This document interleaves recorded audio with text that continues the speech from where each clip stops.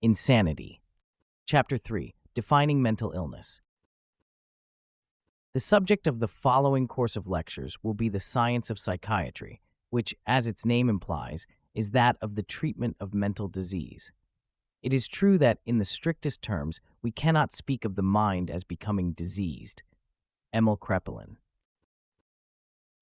As physicians diagnose diseases of the body and treat medical patients, so psychiatrists diagnose diseases of the mind and treat mental patients. But what are mental diseases, and who are mental patients? How do bodily and mental diseases, medical and mental patients, resemble and differ from each other? In this chapter, I shall consider what constitutes mental illness. In other words, I shall examine and catalog the cognitive content of this idea. In examining the idea of mental illness, we must choose between two approaches and be clear about the premises built into each.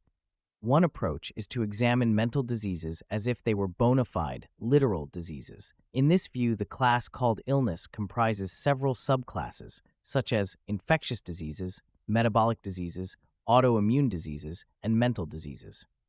The other approach is to examine mental diseases as if they were metaphorical diseases, that is, not diseases at all, but only bearing the names of diseases. In this view, the class called illness comprises bodily diseases only, and only bodily diseases are literal diseases.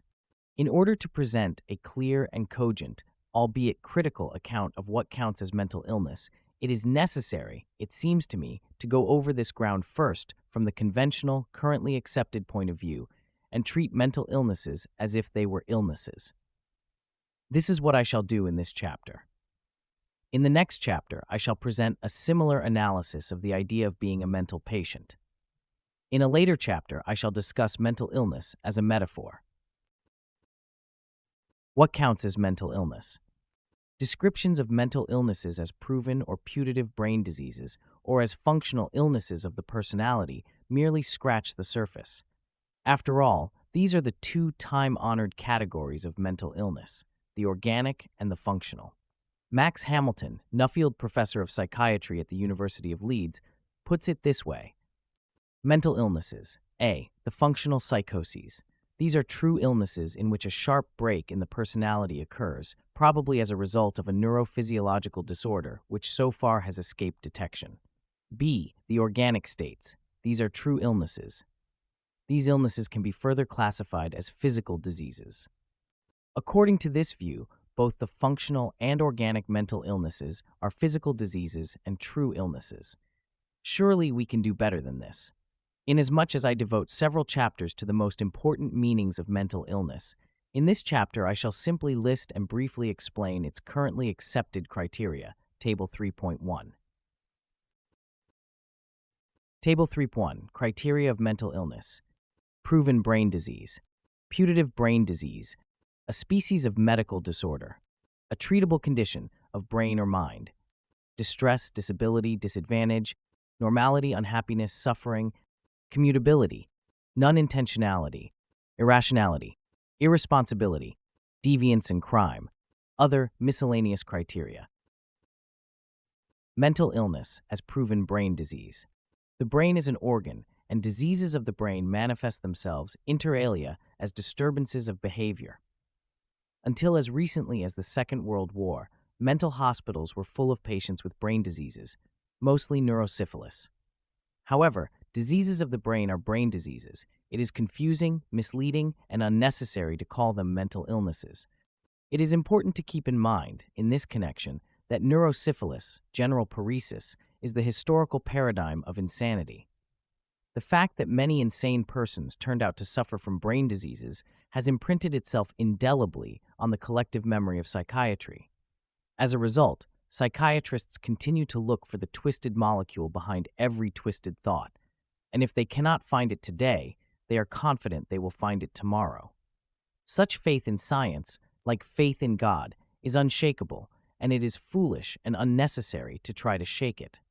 Let it suffice to note here, then, that the most advanced thinking in psychiatry today again favors the view that mental illness is, quite simply, brain disease. Some say the brain disease is already proven, others that it remains to be proven. People who act crazy, explains Candence Pert, a psychiatric research scientist at the National Institute of Mental Health, are acting that way because they have too much or too little of some chemicals in their brains. It's just a physical illness. This message now reverberates not only through the halls of Congress, where it generates funds for research into mental illness, but also through the consciences of the relatives of mental patients, where, as we shall see later in chapters 9 and 10, it generates justifications are incarcerating the innocent and excusing the guilty. In a letter written in response to a newspaper article I wrote with two colleagues, a woman who identifies herself as the relative of a victim of schizophrenia, first charges me with closing my mind to the important research in biochemical psychiatry that has taken place in the last 10 years, and then articulates the mental illness is brain disease view as follows. There exists an abundance of biochemical and pathological evidence for establishing schizophrenic and affective disorders, for instance, as real illnesses. Doesn't Szasz recognize the brain can suffer from disease just as the lungs or the heart can suffer from disease? That is what is meant by saying that mental illness is like any other illness, something he criticizes other psychiatrists for saying. No doubt about it, this woman is well informed. Whether that makes her belief true is, of course, another matter. In 1981, the APA officially declared that schizophrenia is a biochemically based disease. In 1984, Frederick Goodwin, a leading research psychiatrist at the NIMH, asserted that the National Institute of Mental Health remains firmly committed to the overwhelming evidence indicating that chronic schizophrenia is a brain disease. Perhaps these gentlemen protest too much, however. Scientists at the National Heart, Lung, and Blood Institute do not keep telling us that myocardial infarction is a heart disease. Scientists at the National Institute of Neurological and Communicative Diseases and Stroke do not keep telling us that stroke is a brain disease. So if the scientists at the NIMH are so sure that schizophrenia is a brain disease, why do they keep saying so, especially as that is just what its inventor-discoverer told us 74 years ago? And if schizophrenia is a brain disease, why do the scientists at the National Institute of Mental Health, rather than those at the National Institute of Neurological Diseases, tell us that? Lastly, I want to note here that although the claim that mental illness is a brain disease is now touted as if it were a new idea based on and supported by recent medical discoveries, this is not the case. For example, in 1901, the president of the American Medico-Psychological Association spoke glowingly about how the insane emerged from darkness into light, from demonism to human beings afflicted with bodily disease.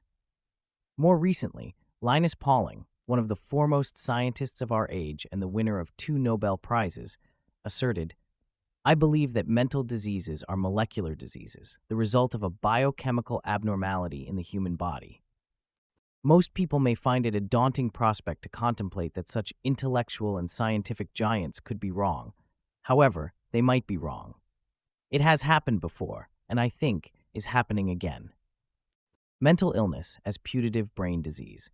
This is the same view as described above, the sole difference between the two being that the proponents of the idea that mental illness is a putative brain disease usually express themselves in slightly more restrained terms. For example, Seymour Keedy states, "Our ability to demonstrate and elucidate pathological disturbances is limited by the state of the art, and to assume their absence because they have not been demonstrated is a non sequitur. To assume their presence because they have not been demonstrated is, I presume, Keedy's idea of displaying the proper psychiatric scientific attitude." Keedy then cites Henry Maudsley's classic, The Physiology and Pathology of Mind, 1872, as a refutation of Szasz and Lang before they were born. At present, we know nothing whatever of the intimate constitution of nerve element and of the mode of its functional action, and it is beyond doubt that important molecular and chemical changes may take place in those inner recesses to which we have not yet gained access. Where the subtlety of nature so far exceeds the subtlety of human investigation, to conclude from the non-appearance of change to the non-existence thereon could be just as if the blind man were to maintain there were no colors or the deaf to assert there is no sound. True enough. But I do not maintain that the non-existence of pathological findings in schizophrenia proves there are none. I maintain only that a promise of such findings is only a promise until it is fulfilled. More than a century has passed since Maudsley issued his promissory note. It is still unredeemed. If psychiatrists had to pay interest on their promises of pathological lesions, as borrowers must to lenders, the interest alone would have already bankrupted them. Instead, they keep reissuing the same notes, undaunted by their perfect record of never meeting their obligations. Here is another example of mental illness defined as a putative brain disease, offered by Samuel B. Goose, professor of psychiatry at Washington University in St. Louis. Eventually, we may well discover that idiopathic mental illness indeed involves subtle physiological abnormalities that have so far eluded us. In view of the relatively unsophisticated state of our understanding of neurophysiology and neuropathology, it is more than likely that there are diseases of the human brain, just as there are diseases of the human immune system that have not yet been discovered. However, ordinary honesty, not to mention scientific integrity, requires that we distinguish between proven and putative diseases, lest we discover diseases by fantasy and fiat, as we do when we attach disease labels to disapproved behaviors, such as gambling. Mental disorder as a species of medical disorder. For a long time, psychiatrists have viewed mental disease on the model of medical disease, which, in turn, meant a somatic lesion understood both in an anatomical and physiological sense. Implicitly, that is, judging from the character of psychiatric research and the emphasis on drug treatment, they still view it as a somatic lesion. But in their explicit definition of mental illness, psychiatrists have made a fundamental switch which has failed to receive the attention it deserves. Perhaps because they have been unable to demonstrate a somatic basis for mental illness, or perhaps because they realize that the idea of mental disease is basically unrelated to the idea of the body as a machine, psychiatrists have changed their basic criterion and tactic for defining mental illness. First, they define illness as a genus. Then, having created a suitably elastic category of illness, they define mental illness as a member of the genus called illness. This is precisely what Robert Spitzer, professor of psychiatry at Columbia University and the moving spirit behind DSM-3, does by offering this definition of mental illness, now called disorder. A mental disorder is a medical disorder. So much for that. Having placed mental illness where he wants to find it, Spitzer continues, a medical disorder is a relatively distinct condition resulting from an organismic dysfunction which in its fully developed or extreme form is directly and intrinsically associated with distress, disability, or certain other types of disadvantage. The disadvantage may be of a physical, perceptual, sexual, or interpersonal nature. Implicitly, there is a call for action on the part of the person who has the condition, the medical or its allied professions, and society. It is unlikely that any dermatologist, surgeon, or pathologist would take this definition seriously, or for that matter, that anyone could or would want to defend it on intellectual or scientific grounds. However, this definition is clearly defensible as useful indeed, perhaps now as necessary, for legitimizing the feverish medicalization of modern life, an endeavor whose value psychiatrists seem not to question. To the man who wants to use a hammer badly, observed Mark Twain, a lot of things look like nails that need hammering. To doctors, politicians, and the public today, a lot of things look like diseases that need treatment. Some of these things Spitzer classifies as mental disorders. A mental disorder, he writes, is a medical disorder whose manifestations are primarily signs or symptoms of a psychological, behavioral nature, or if physical, can be understood only using psychological concepts. Donald F. Klein, a colleague of Spitzer's at Columbia, hammers home this tautology with the finesse of a pile driver. By mental illness, he declares, we mean a subset of all illnesses.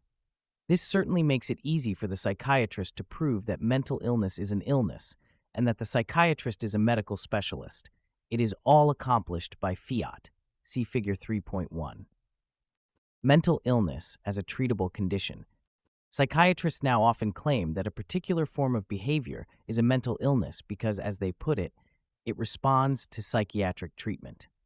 This perspective, too, implies a radical change in criterion from lesion to intervention, from a medical to a criminological model of illness. Figure 3.1. Mental illness as literal disease. A equals illness, any condition called and officially recognized as a disease. B. Mental illness, any condition called and officially recognized as a mental disease. Actually, it is not unreasonable to define crime from such a cart before the horse point of view, that is, as what legislators prohibit and judges and juries punish. Psychiatrists now propose the same perspective for mental illness. A mental disorder is what psychiatrists so identify and use drugs to treat. For example, Morris Upton, a professor of psychiatry at the University of North Carolina, states, "There is good reason to believe that neurotransmitters and their receptors are involved in mental illness because pharmacological manipulations of these are our most powerful methods for treating the illness." There is, of course, method in the madness of defining disease in terms of what doctors do to it. In the process, psychiatrists conceal the traditionally coercive paternalistic perspective on treatment characteristic of psychiatry. In other words, this definition doubles as a disguised defense of a policy of psychiatrists treating diseases rather than patients, and of consent to psychiatric treatment being either irrelevant or more easily obtained from sane surrogates than insane patients. The following example, from a Natter Group report on the homeless mentally ill in Washington, D.C., is illustrative. It is important to stress that schizophrenia is a treatable disease in the majority of cases. It is therefore remarkable that a situation is tolerated in which most of the approximately 1 in 200 persons with a treatable disease live untreated on the streets and in shelters. Imagine the outcry if 1,200 untreated diabetics were living on the streets and in shelters. This is a characteristically selective use of the disease analogy. Because schizophrenia is a disease like diabetes, schizophrenics, we are admonished, should not go untreated. What the authors neglect to mention is that most diabetics are not children. They are adults responsible for securing their own treatment for their own illness. Only exceptionally is a diabetic treated without his consent, and virtually never is he treated against his will. If one were to develop the analogy between diabetes and schizophrenia fully and fairly, one would have to say, and say just as indignantly, imagine the outcry if 1,200 untreated diabetics were incarcerated in asylums for diabetics and subjected to involuntary treatment. It must be noted, finally, that not only is treatability not a legitimate criterion of illness, but that psychiatrists and their acolytes use the idea in a thoroughly debauched way. They simply ascribe what they call treatability to any form of behavior they want to coercively control. One typical current example should suffice. Is taking illegal drugs an illness? Of course, says Tory Brown, medical consultant to the National Basketball Association. Why does Brown believe this? Because it's something that needs treatment, is treatable, and you can recover from it. Perhaps the time has come to expunge the names of Ignaz Semmelweis, Paul Ehrlich, and Robert Koch from the annals of the history of medicine. For if the criterion of what constitutes disease is what Tory Brown and all those who agree with him say it is, then what the pioneers of modern medicine studied and the diseases and treatments they discovered had nothing to do with what we now regard as some of our most important and serious diseases. Actually, the idea of treatability as a criterion of illness represents a perversely ironic inversion of what, until recently, characterized most serious diseases and still characterizes many, namely, untreatability. It would be folly to forget that the scientific concept of illness, developed in the 19th century and still accepted as its literal meaning, has nothing whatever to do with treatability. Bacterial endocarditis was untreatable when I was a medical student and is treatable today. It was a disease then and is a disease now. The psychiatrist's current emphasis on treatability is especially perverse. Schizophrenia, Jung reminds us in his autobiography, was considered incurable in the early decades of this century. If one did achieve some improvement with a case of schizophrenia, the answer was that it had not been real schizophrenia. Jung was an honest man, and he rejected psychiatry as a dishonest enterprise. Today, psychiatry is an even more dishonest enterprise than it was then. The contemporary psychiatric definition of mental illness as a treatable condition reeks of a foul combination of arrogance and stupidity. Distress, disability, disadvantage. These 3 Ds, as Spitzer calls them, are the cardinal criteria of mental illness underlying DSM-3. All 3 must be present for a condition officially to qualify as a mental illness. As we shall see, it is easy to juggle them so that one or more are present or absent as the classifier desires. Consider first distress, defined thus. This means that either the subject complains about the distress that he experiences or distress is inferred from his manifest behavior. Regrettably, the word inferred here means, as the history of psychiatry shows, that the psychiatrist can attribute distress to anything and everything he wants to. For example, he may infer distress from smoking and not being able to stop, or from being able to stop but wishing to smoke. Nor must we forget, in this connection, that most odious of psychiatric inferences, namely, interpreting the affect of a person who brags about being Jesus or who feels high for whatever reason, as distress. The second criterion, disability, is equally elastic and meaningless. By disability, Spitzer means that there is impairment in more than one area of functioning. To illustrate this criterion, Spitzer offers the following example. As a consequence of the requirement of generalized impairment, it is possible for a condition to be associated with impairment in a single function and not be classified as a disorder, providing that the condition does not result in any of the other 2 Ds, distress, disadvantage. Thus, homosexuality per se, which represents an impairment in functioning in the area of heterosexual relationships, is not considered a mental disorder because the area of impairment is often limited, and this condition does not qualify for either of the other Ds, as we have defined them. The third D, disadvantage, must, according to Spitzer, be a disadvantage not resulting from the above 2 Ds. Surely, this is also absurd that no one would pay attention to it were it not for the powers inherent in and the social consequences of the APA's official nomenclature of mental diseases. Normality, suffering, unhappiness. As satire, the idea that everyone is mentally ill occurs already in 19th century Bell's letters. It remained for Freud to take this idea seriously. Thus, states Freud in his introductory lectures on psychoanalysis, a healthy person, too, is virtually a neurotic. Asserting that health is illness is base rhetoric at its most brazen, which is why, elsewhere, I have characterized Freud as a base rhetorician. Kenneth Minogue, a professor of political science at the London School of Economics, views this intellectual style as characteristic of the ideologist who resembles Sigmund Freud in thinking it is always the pathological that reveals the character of the ordinary. Of course, Freud was following the footsteps of some distinguished ideologists and base rhetoricians who had pioneered the tactic of conceptual and moral inversion long before Orwell dreamt of it. Proudhon, for example, is remembered for asserting that property is theft, a dictum warmly embraced by socialists and communists. Freud's dictum has similarly been embraced by psychoanalysts. For example, an acolyte in New York writes, "The normal character disorder is a fairly well-recognized disease. One wonders if insurance underwriters have any idea of what lurks in the minds of the soul doctors."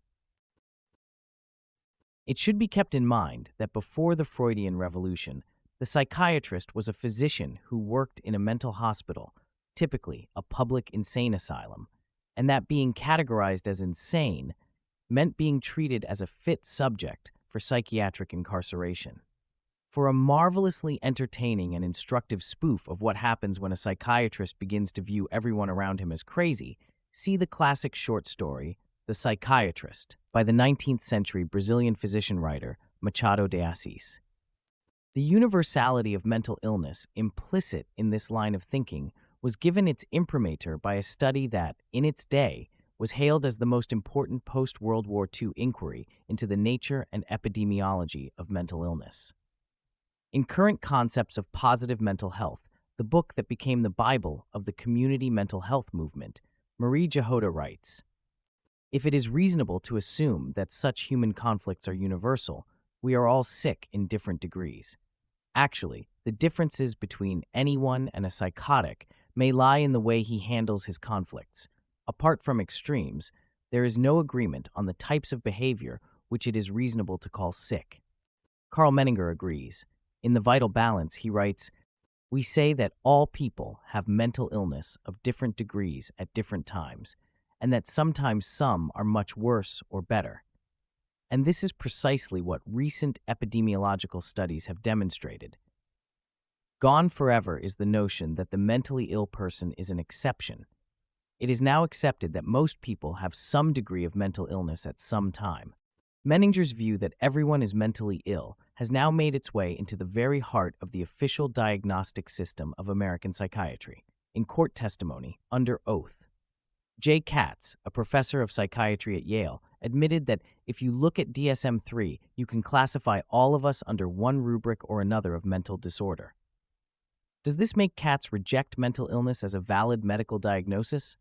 Of course not. The importance of all-inclusiveness as a characteristic of the criterion of mental illness will become clear when we consider its strategic uses. See Chapter 9. Since suffering is a universal human experience, the view that everyone has mental illness may be bracketed with the view that suffering is a criterion of mental illness. Indeed, according to Menninger, who espouses this view, suffering is a criterion of all illness, not just of mental illness. He writes, "We can define illness as being a certain state of existence which is uncomfortable to someone and for which medical science offers or is believed by the public to offer relief. The suffering may be in the afflicted person or in those around him, or both." Lest this definition be dismissed as that of a crank, it must be remembered that Carl Menninger was the undisputed dean of post-World War II American psychiatry. Finally, the idea of unhappiness with one's own lot as a criterion of illness is now supported not only by psychiatrists, but also by members of so-called minority groups with special axes of their own to grind, such as women and homosexuals. For example, is pregnancy a disease or homosexuality? Abstractly, pregnancy is not considered to be a disease, but concretely, unwanted pregnancy, that is, unwanted by the woman who is pregnant, is. Similarly, homosexuality as such is not considered to be a mental illness, but ego-dystonic homosexuality, that is, homosexuality unwanted by the subject, is.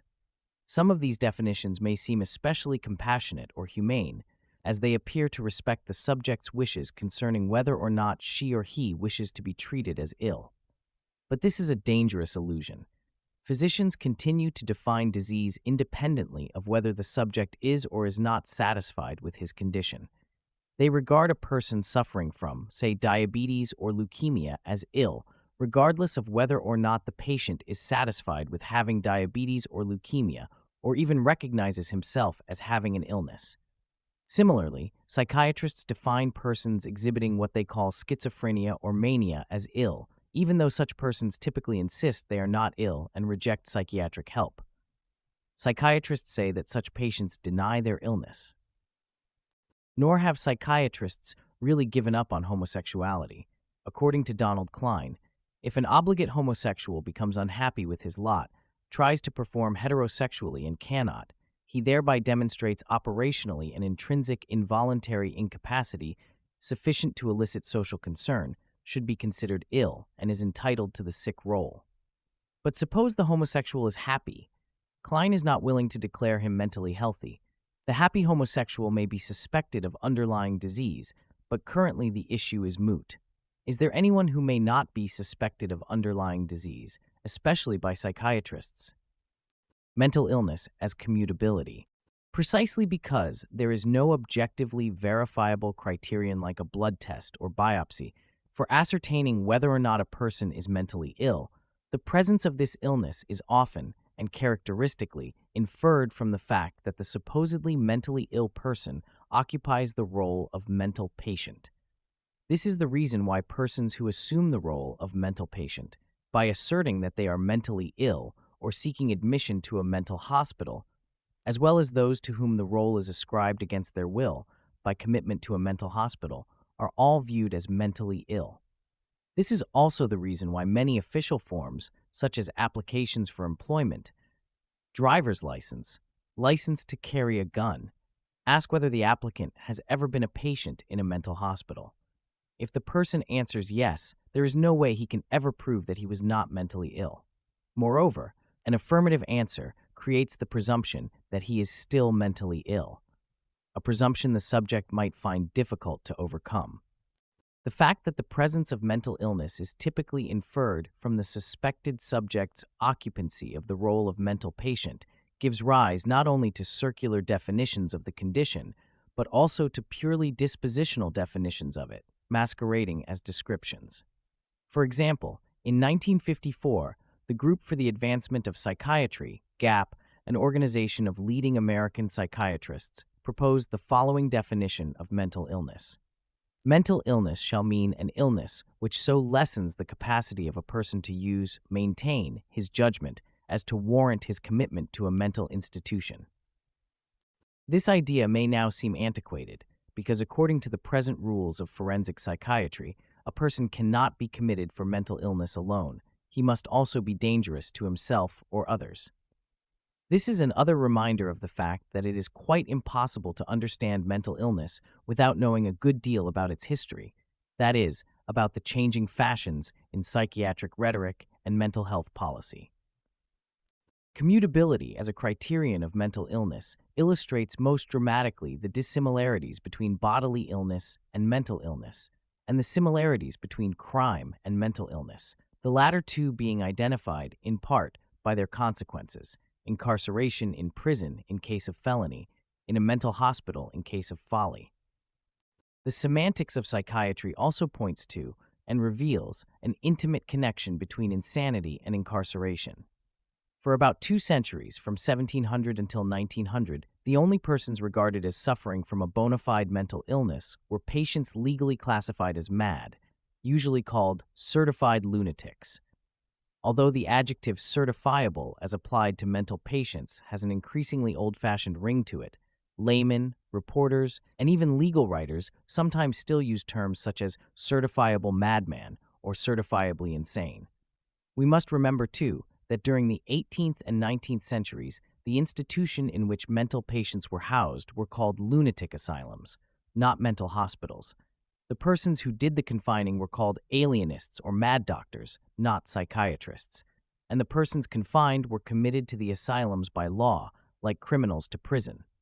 Thus, before about 1900, the term voluntary mental patient would have been an oxymoron, just as the term voluntary convict would be now. In other words, the idea of mental illness as a condition is inextricably tied to the idea of being a mental patient as a social role. Further, the social role of mental patient in turn derives from and rests on a legal definition or imposition of a particular social status. Mental illness as non-intentionally, the belief that the mentally ill person cannot form intent, that his behavior is unintended, like a reflex, plays an important part in the idea of mental illness, especially in its legal applications. The belief that the mentally ill person is a passive victim of compulsions, irresistible impulses, or unconscious forces is a closely related notion. The image of the insane person as someone not really himself, that is, as someone who engages in behavior he does not really intend, is very old. Building on it, Freud claimed that there are 2 kinds of mental states and behaviors, conscious and unconscious, and that mental symptoms are unconsciously motivated or determined. This combined psychiatric psychoanalytic imagery sustains the present view that the behavior of mentally ill persons is, or may be, unintended, and that non-intentionality is one of the criteria of mental illness. The following scenario, taken from a newspaper story, illustrates this use of the idea of non-intentionality in psychiatry. Stephen Smith, fictitious name, a hospital technician, complains of being unable to walk or see and is diagnosed as suffering from multiple sclerosis. Confined to a wheelchair for 4 years, he receives more than $40,000 in Social Security disability benefits. During church service one day, he gets out of his wheelchair and declares, "It's not a miracle that I'm standing here." Smith tells the astonished audience that he had been faking his symptoms, adding, "I could have claimed a miraculous recovery and everything would have been fine, but that wouldn't have helped my problem." The minister, the Reverend T. Jones, fictitious name, hastens to explain to the congregation that he, Smith, did not do this intentionally. He said Smith was planning to seek psychological care to find out why he did it, emphasis added. By viewing Smith's malingering sustained over a period of more than 4 years as non-intentional, Smith himself, the minister of his church, and the congregation could all conclude that Smith was mentally ill and that his behavior was the result of mental illness. Had Smith's behavior been viewed as deliberately contrived, his minister and the congregation would have had to conclude that Smith was a sinner rather than a sick person. Indeed, so basic is the idea of non-intentionality to the legal concept of insanity that it is often listed as its indispensable pathognomonic characteristic.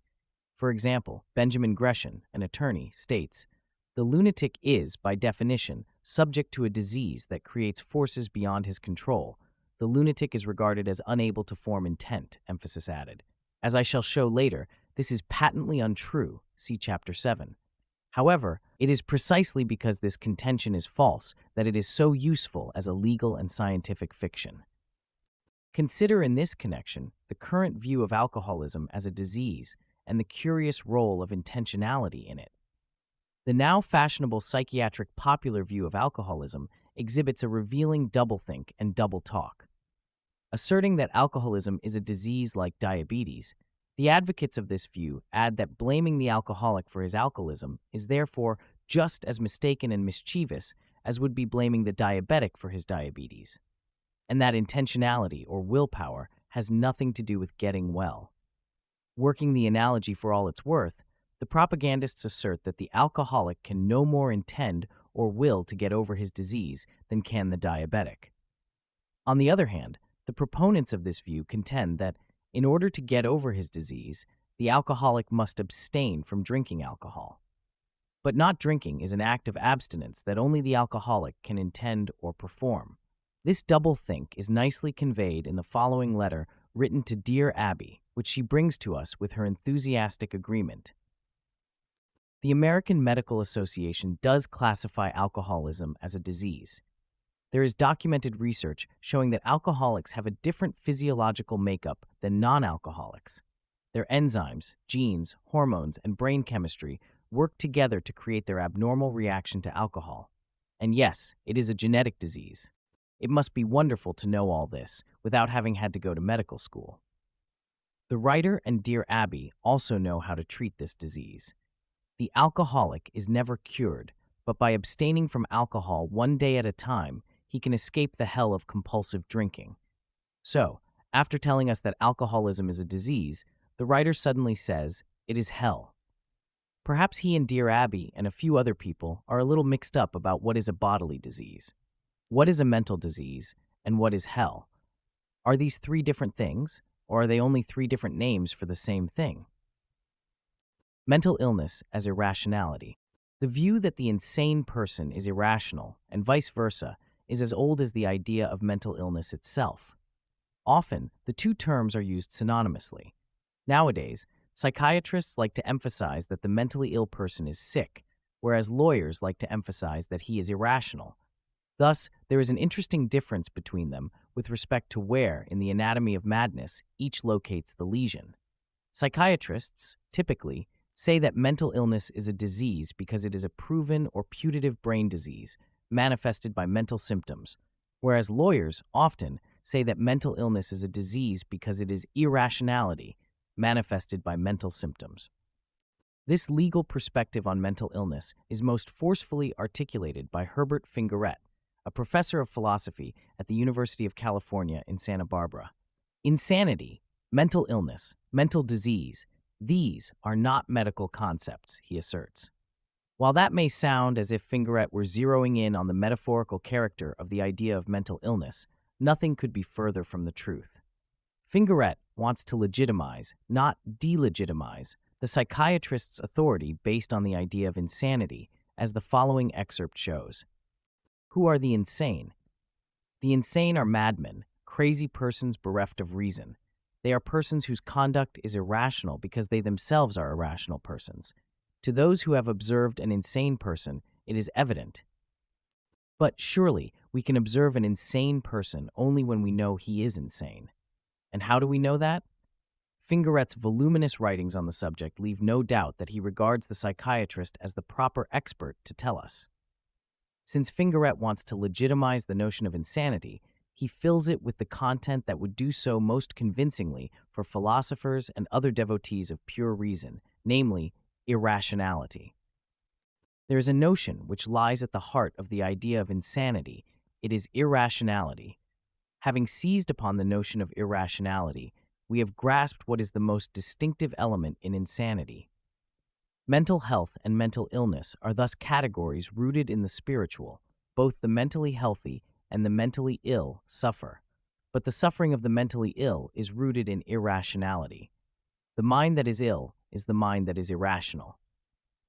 Clearly, Fingeret uses the term mental illness as an analog to bodily illness. Since he maintains that the mentally ill person is not responsible for his criminal acts and should be incarcerated by psychiatrists, it is equally clear that he uses the term mental illness as a literalized metaphor to serve the traditional purposes of institutional psychiatry. Rationality is mental health, concludes Fingeret. Why not piety, or obedience to authority, or social adjustment? Yet, Fingeret's interpretation is by no means idiosyncratic. For example, Michael S. Moore, a professor of law at the University of Southern California, carries the idea of insanity as irrationality even further, reaching the most astonishing conclusions about the humanity of the human beings he calls mentally ill. We predicate mentally ill of a person whenever we find his past behavior unintelligible in some fundamental way. When is there this fundamental failure of understanding of a fellow human being? The answer lies in those attributes that allow us to see another member of the human species as a person, that is, having the attributes of autonomy and rationality. It is the lack of rationality that prevents us from understanding mentally ill human beings to the same extent that we understand more normal persons. Being mentally ill means being incapacitated from acting rationally in this fundamental sense. The difficulties this definition poses are obvious. In the first place, it puts a premium on the observer's inability to understand another person. What Moore neglects to mention, moreover, is that it is not enough for A to be unable to understand B's behavior in order to be able to declare B irrational and insane. A must also have more power than B. Specifically, A must have the power to place B in a legal and social category in which B does not want to be. Actually, if this definition were taken seriously, whenever A does not understand B, A could conclude that B is irrational, and who would be judging A's rationality? The parochial nature of this perspective is obvious. After all, we know that there are several categories of human beings whose behavior normal adults often find difficult or impossible to understand. For example, small children and foreigners. Are they to be judged irrational and insane? The ancient Greeks believed that anyone who did not speak Greek was a barbarian, and misogynic men now believe that all women are crazy. It is wonderfully revealing of the nature of psychiatry that whereas in natural science there is a premium on the expert observer's ability to understand what he observes, and to understand it better than the object he observes, which is typically inanimate, in psychiatry there is a premium on the expert's inability to understand what he observes, and to understand it less well than the object he observes, which is typically another person eager to proffer his own understanding of his own behavior. The psychological advantages of not understanding human behavior is, of course, a subject amply illuminated by both writers and psychologists. Its strategic, economic, political, and social advantages are explored in detail in the present volume. Mental illness as irresponsibility. The connections between insanity and irresponsibility and between insanity and irrationality are similar. Historically, insanity was synonymous with irresponsibility. Juries, Moore observes, have always perceived that madness itself precludes responsibility. Of course, since that is the way madness is defined. Moore also alludes to mankind's intuitive judgment that mentally ill human beings are not responsible. Of course, if paternalism is accepted as the natural state of human affairs. Indeed, the time-honored prejudice about the non-responsibility of the insane is enshrined in the various formulations of the insanity defense. The once famous and now infamous Durham Rule puts it this way: an accused is not criminally responsible if his unlawful act was the product of mental disease. For further discussion, see especially Chapter 8. Mental illness as deviance and crime. The commission of certain sensational crimes has long been equated with insanity. This equation is asserted more strongly today than ever before in history, and more strongly in the United States than anywhere else in the world. For example, if a mother murders her young children, or if a street person pushes a waiting passenger to his death under a subway train, there is an automatic assumption that the murderer is mentally ill. When such a case comes to trial, the prosecutor rarely objects to the psychiatric exculpation of the criminal's conduct and is satisfied if the culprit is committed to a mental hospital. Curiously, this conflating of the ideas of illegality, immorality, and insanity is now considered to be scientific. For example, according to James Marshall, a legal scholar, a history of unconventional behavior, of deviance from social norms, may indicate mental illness. Jesus, Luther, the Founding Fathers, Lenin, Hitler, and Martin Luther King, to mention only a few historical figures, have all violated social norms and engaged in unconventional behavior.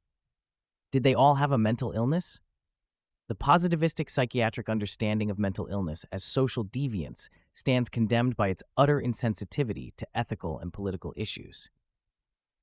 Other miscellaneous criteria and concepts of mental illness.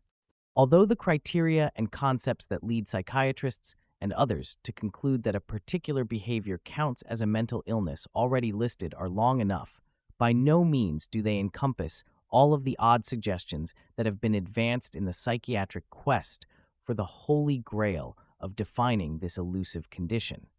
For example, in an essay purportedly presenting a philosophical analysis of the idea of mental illness, Marshall Edelson, a professor of psychiatry at Yale, defines mental illness as the morbid process and the effects of attempts to recover from it, initiated by some degree and duration of frustration of a wish to attain a symbolized, desirable state of affairs that remains unmitigated by adaptive mastery of external reality, substitution, or sublimation. Insofar as Edelson's statement makes sense at all, it offers an astonishingly silly criterion for mental illness. For what has a process initiated by a frustrated wish got to do with illness? The word process, a vacuous abstraction, functions here simply as a semantic prop, enabling the author to attach to it the adjective morbid, thus creating a disease by word magic, pure and simple. The idea that a frustrated wish causes a morbid process, which in turn constitutes a mental illness, is preposterous, philosophically as well as practically. On the basis of this criterion, there is no human action that could not be interpreted as a mental illness. For example, suppose that a poor person, despairing over his prospects of ever earning a sizable amount of money, robs a bank. This action is motivated, in part at least, by a frustrated wish. Therefore, it is a symptom of a mental illness. That way surely lies madness, but we now call it psychiatry. Although in a contest for psychiatric obscurantism, it would be difficult to decide who deserves first prize, this pellucid pronouncement by Judd Marmor, emeritus professor of psychiatry at the University of Southern California, must, like Edelson's, be counted as a formidable entrant. An awareness of the pluralistic, multifactorial origins of psychopathology broadens our understanding and increases our therapeutic potential. The psychiatrist who thinks in systemic terms is a true generalist in medicine. Most psychiatric propagandists are satisfied with claiming that mental illness is a bona fide illness and that the psychiatrist is therefore a bona fide medical specialist. Marmor goes one giant step further. He claims that the psychiatrist is a true generalist in medicine. But would anyone in his right mind ask a psychiatrist to remove his inflamed appendix or his ingrown toenail, for that matter? Mental patients have been diagnosed as having delusions of grandeur for less. Since human beings are known to be creatures of habit, experts intent on inflating the concept of mental illness have also proposed repetitiveness, especially if the repetitive behavior is undesirable, as a criterion of mental illness. The best clinical evidence of kleptomania or pyromania, pontificates James Marshall, is the very repetitive character of the deviance. Spitzer, too, likes this criterion. Two distinct conditions which have been identified and which will be included in DSM-3 on this basis are kleptomania and pyromania. Certainly, the incomprehensibility of these conditions to the untrained observer is further support for viewing these conditions as evidence of an organismic dysfunction. The psychiatrist's eagerness to find mental illness wherever he looks is matched only by his reluctance to define mental illness. Thus, while some respected psychiatric authorities insist that at least 1/4 of the American population suffers from identifiable mental illness, or that sometime in their lives everyone is mentally ill, others tell us that mental illness simply cannot be defined.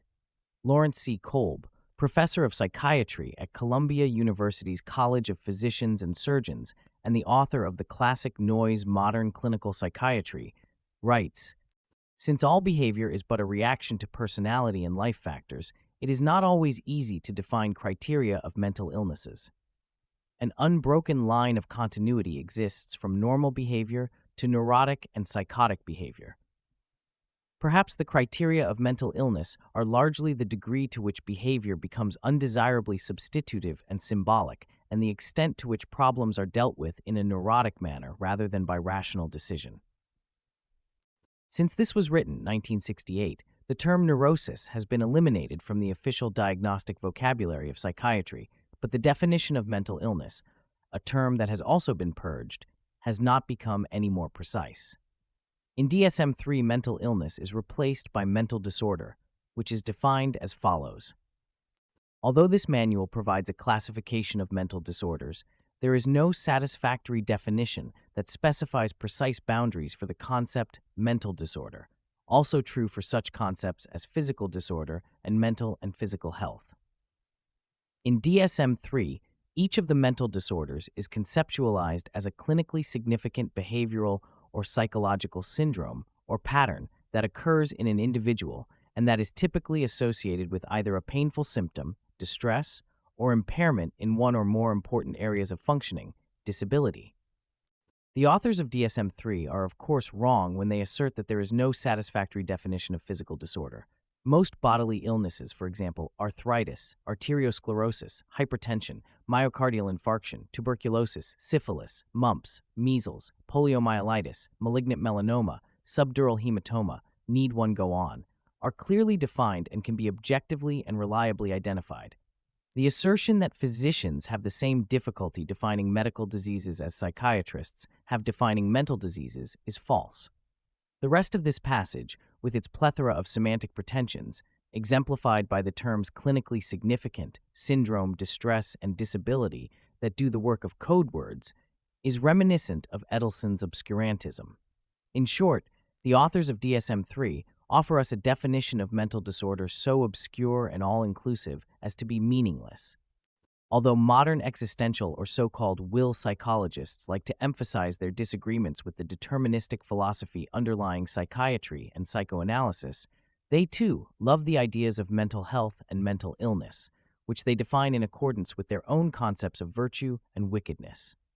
Thus, to Colin Wilson, schizophrenia is a disorder in which the robot takes over from the T. Enamored with Abraham Maslow's idea of peak experience, which, I fear, is merely another pretentious way of talking about living life to the fullest, Wilson latches on to the absence of such experiences as a criterion of mental illness. It would not be inaccurate to say, he writes, that we are mentally ill all the time, we are not having peak experiences.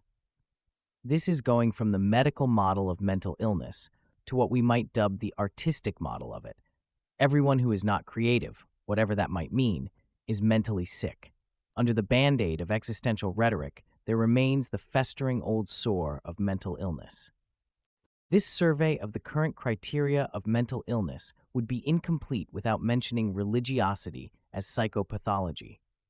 A good deal of the voluminous literature on this subject is devoted to showing that religion is a cause or symptom of mental illness. For example, Eli S. Chesson, a psychiatrist and author of a book revealingly titled "Religion May Be Hazardous to Your Health," writes, "Religion is actually a kind of a consumer good that is without question potentially harmful to the user's mental health. I am not espousing atheism or any other religious stance. I am merely setting down a series of conclusions based upon the observations of case histories. There is a common, close association between religion and psychotic disorders. There is absolutely no question in my mind that many ultra-fundamentalist preachers are themselves suffering from a schizophrenic psychosis. Acting on the proposition that a certain kind of religiosity is a mental illness, Richard Yao, a former Wall Street lawyer, has founded an organization he calls Fundamentalists Anonymous. The best-kept secret in America, he contends, is that fundamentalism could be a serious health hazard to millions. By health hazard, Yao, of course, means mental health hazard. Fundamentalism, he says, causes a disease of the mind that should be taken seriously. But all is not lost. M. Scott Peck, a psychiatrist, an avowed born-again Christian, and a best-selling author, has discovered that mental illness is due to demonic possession. Describing himself as the highest-paid shrink in the world, Peck claims to have twice encountered Satan and predicts that within a decade, demonic possession will be a psychiatric diagnosis. Evidently subscribing to the principle that if a person is going to reinvent the wheel, he might as well go back to the original model, he enjoins us to recombine the concepts of illness, mental illness, and God's will as they used to be united in the good old days. Mental illness, Peck explains, occurs when the conscious will of the individual deviates substantially from the will of God. Finally, I want to mention one more criterion of mental illness, namely rhetorical power justifying the claim that the psychiatrist is a bona fide physician. The content of this claim changes with changing fashions in medicine and psychiatry, as the following reflections illustrate.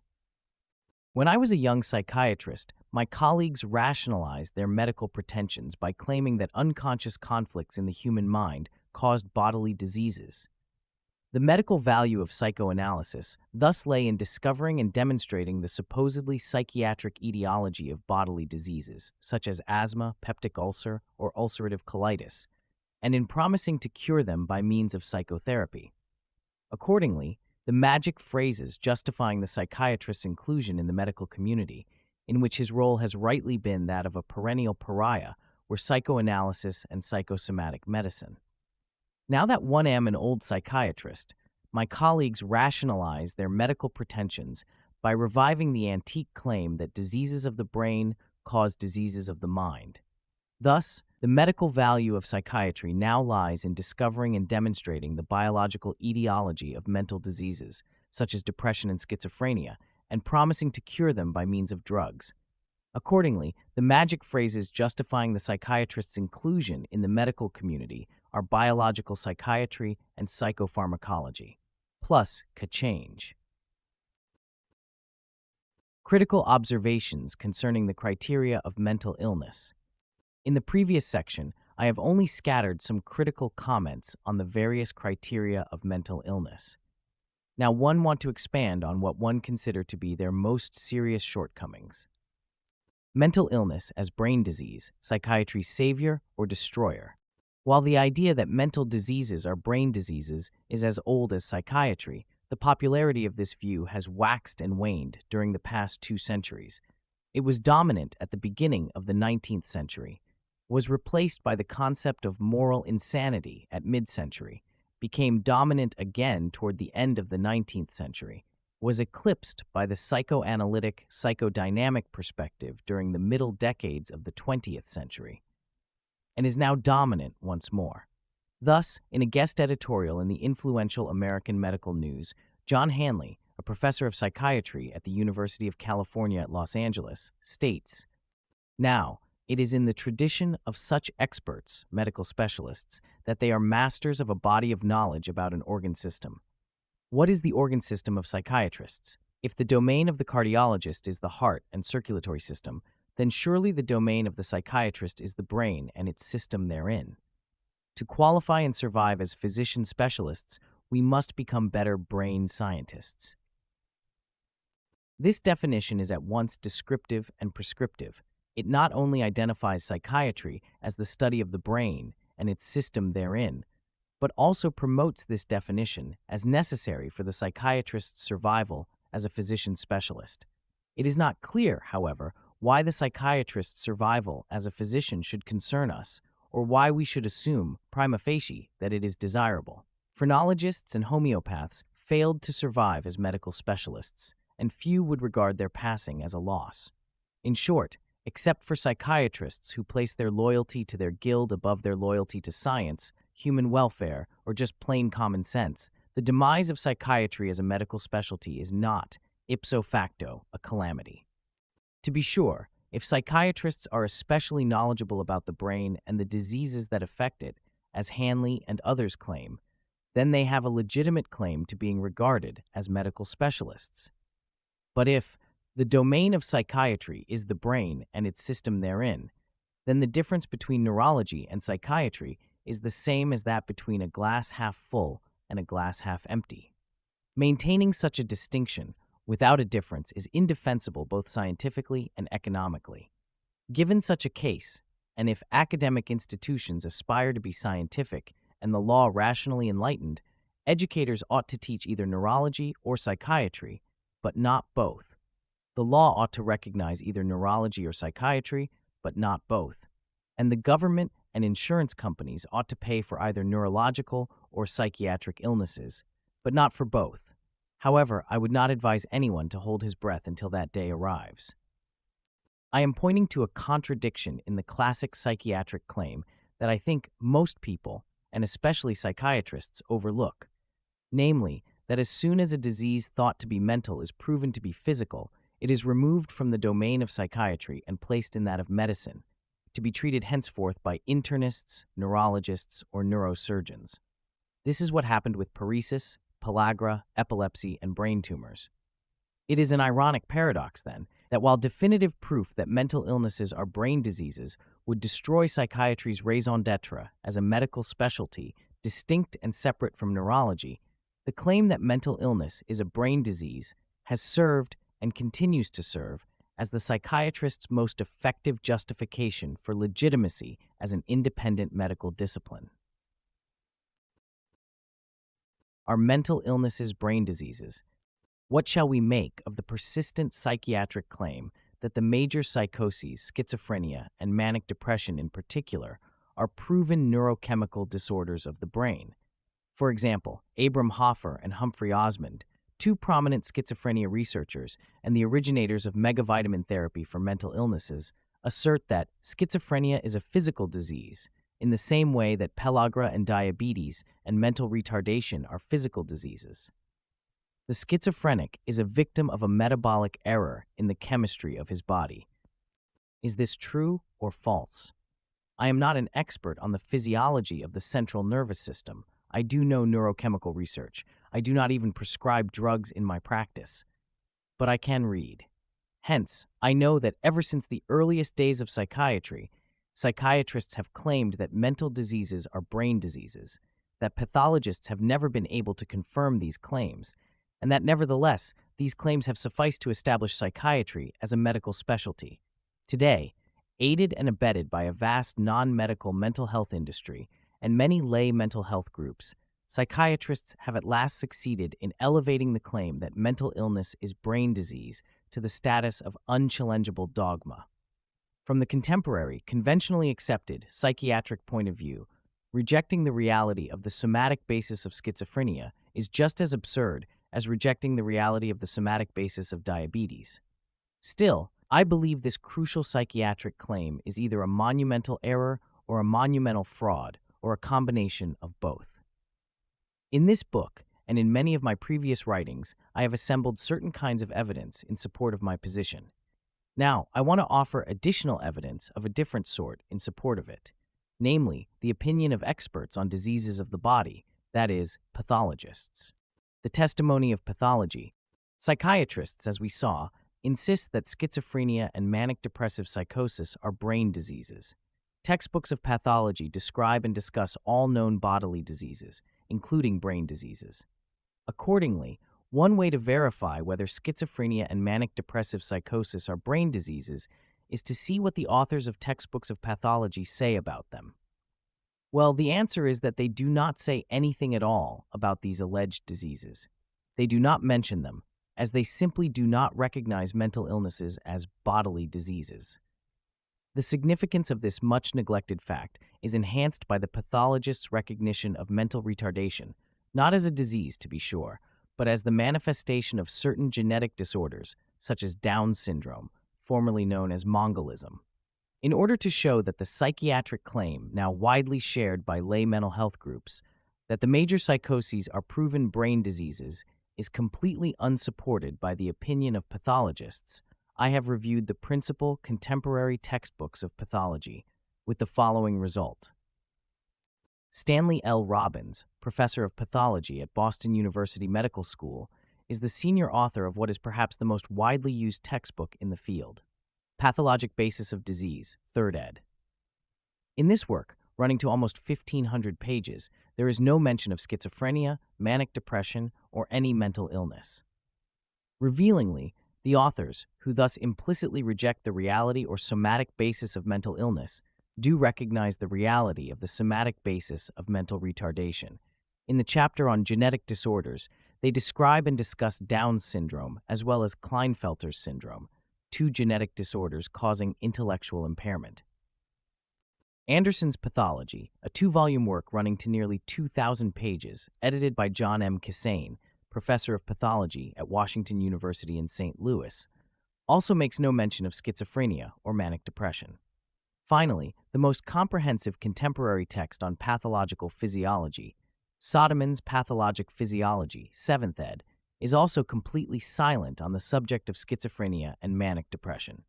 In short, the authors of textbooks on pathological anatomy, biochemistry, and physiology do not mention the major mental illnesses, treating them either as if they did not exist or were not diseases. Viewed against this background, the claims of clinical psychiatrists who have no special competence in anatomy, biochemistry, or physiology may seem less convincing. For example, E. Fuller Torrey, a zealous propagandist for the view that schizophrenia is a brain disease and for the policy of treating it involuntarily, flatly asserts, in the last decade, research evidence has become overwhelming that these schizophrenia, manic depressive psychosis are indeed brain diseases, just as multiple sclerosis, Parkinson's disease, and Alzheimer's disease are brain diseases. Evidently, Torrey's research evidence has not yet overwhelmed pathologists who write textbooks of pathology. As we saw, they recognize multiple sclerosis, Parkinson's disease, and Alzheimer's disease as brain diseases, but they do not so recognize schizophrenia and manic depressive psychosis.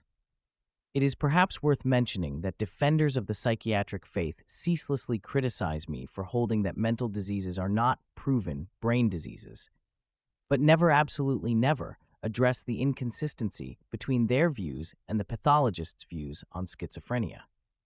It seems to me not unreasonable, however, that psychiatrists ought to convince pathologists that schizophrenia is a brain disease before they take it upon themselves to tell the public that it is such a disease, or try to silence those who disagree with them on this crucial issue.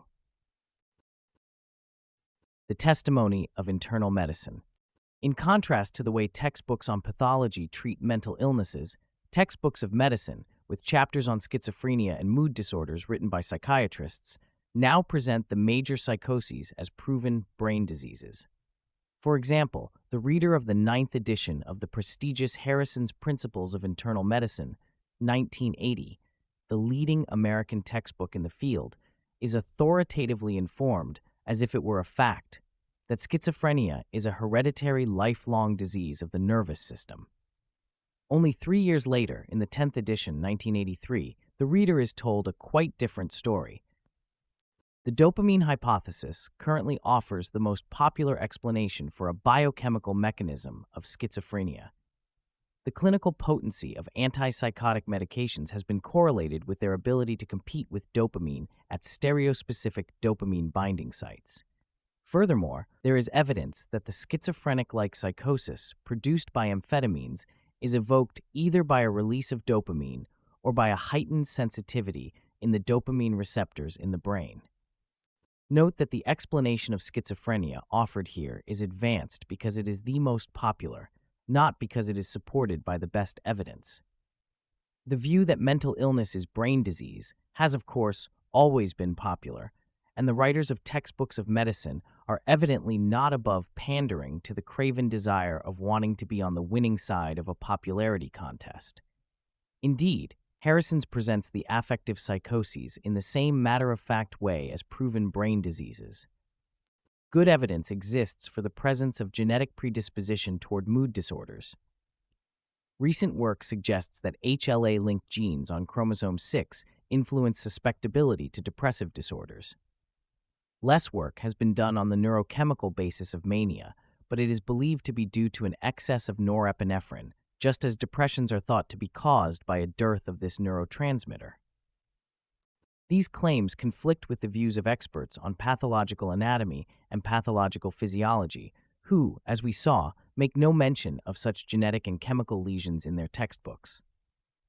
The second major medical text, Cecil's Textbook of Medicine, 17th ed., 1985, offers the reader the same unverified psychiatric claims as if they were well-established facts. Written by Paul R. McHugh, a professor of psychiatry at the University of Oregon, the material on schizophrenia and manic depression is placed in a chapter titled Neurologic and Behavioral Diseases, making it appear that behavioral diseases are diseases of the nervous system. Here is how this prestigious textbook of medicine misinforms its readers. The genetic constitution has been decisively demonstrated to be one of the causes of schizophrenia. As with schizophrenia, an important genetic contribution to the etiology of the manic depressive disorder seems certain. A pharmacologically induced disorder has enhanced confidence that the mechanism for affective disorders is a neural one. How are we to account for this diametrically different handling by the authors of textbooks of pathology and medicine of the psychiatrist's claims concerning the somatic basis of the major mental illnesses? Why do pathologists ignore and implicitly, or even explicitly, reject the psychiatrist's claims about the somatic basis of schizophrenia and manic depression? And why do specialists in internal medicine accept these claims so eagerly and uncritically? I believe the reasons are, again, practical. In his daily work, the pathologist has no need whatsoever for the psychiatrist. Moreover, since the psychiatrist's claims about somatic pathology concern the pathologist's own expertise, the pathologist has no more reason to accept the fantastic and unsupported claims of psychiatrists than, say, an astronomer has to accept the fantastic and unsupported claims of astrologers. Accordingly, pathologists ignore, as unworthy of attention, the claims of psychiatrists concerning the somatic basis of mental illnesses. The situation of the specialist in internal medicine is quite different. Unlike the pathologist, who deals with organs, tissues, and cells, the practicing physician deals with patients. Unlike the pathologist, who examines cadavers or specimens of tissues or body fluids, the physician examines living persons. Persons behave and misbehave, and when they misbehave, the physician needs the psychiatrist to relieve him of the difficult patient. This, in my opinion, is why authors of medical textbooks treat psychiatric claims so differently than do the authors of textbooks of pathology. Because he needs the psychiatrist, the practicing physician cooperates with him and is often corrupted by him. The result is that the specialist in internal medicine shows his respect for psychiatry by accepting and legitimizing the psychiatrist's classic claim that mental illness is like any other illness. Schizophrenia reconsidered. As we have seen, there is vexing ambiguity inherent in the very idea of mental illness. Does it or does it not refer to a brain disease? Instead of confronting this ambiguity and trying to resolve it, psychiatrists have engaged in double talk, characterizing the same mental illnesses alternately as functional and organic, and even if functional, as organic. This posture is exemplified by the way psychiatrists treat the paradigmatic mental illness, schizophrenia. Typically, most psychiatrists now assert that while schizophrenia seems to be a functional illness, its organic basis will soon be discovered, a claim that suffers from all of the problems of definition, verification, and naming discussed earlier. Let me try once more to clarify the contemporary psychiatric claim, advanced with increasing vigor in recent years, that schizophrenia is a brain disease. What can we learn from this claim? Since contemplating the possibility that schizophrenia is not a disease is taboo to psychiatrists, they make no effort to clarify how the term schizophrenia is defined. Instead, they dramatize with horrifying examples what a terrible disease it is and how terrible I am for denying its existence. For example, Heinz Lehmann, a professor of psychiatry at McGill University in Montreal, refers to my views on schizophrenia as follows. In fact, some psychiatrists call schizophrenia a myth and a metaphor, Szasz, 1961, denying it the status of a disease, emphasis added. Similar language is used by Goose, who begins an article on mental disease classification by raising the seemingly fatuous question of whether there is actually such a thing as mental disease. After observing that most doctors would answer, of course, Goose notes that there are some dissenters. And since the denial of mental disease may crop up among patients or their relatives, he writes, such a view merits a brief discussion, emphasis added. However, instead of discussing my views, Goose dismisses them by disparaging the attitudes of people who deny the very existence of mental disease, emphasis added.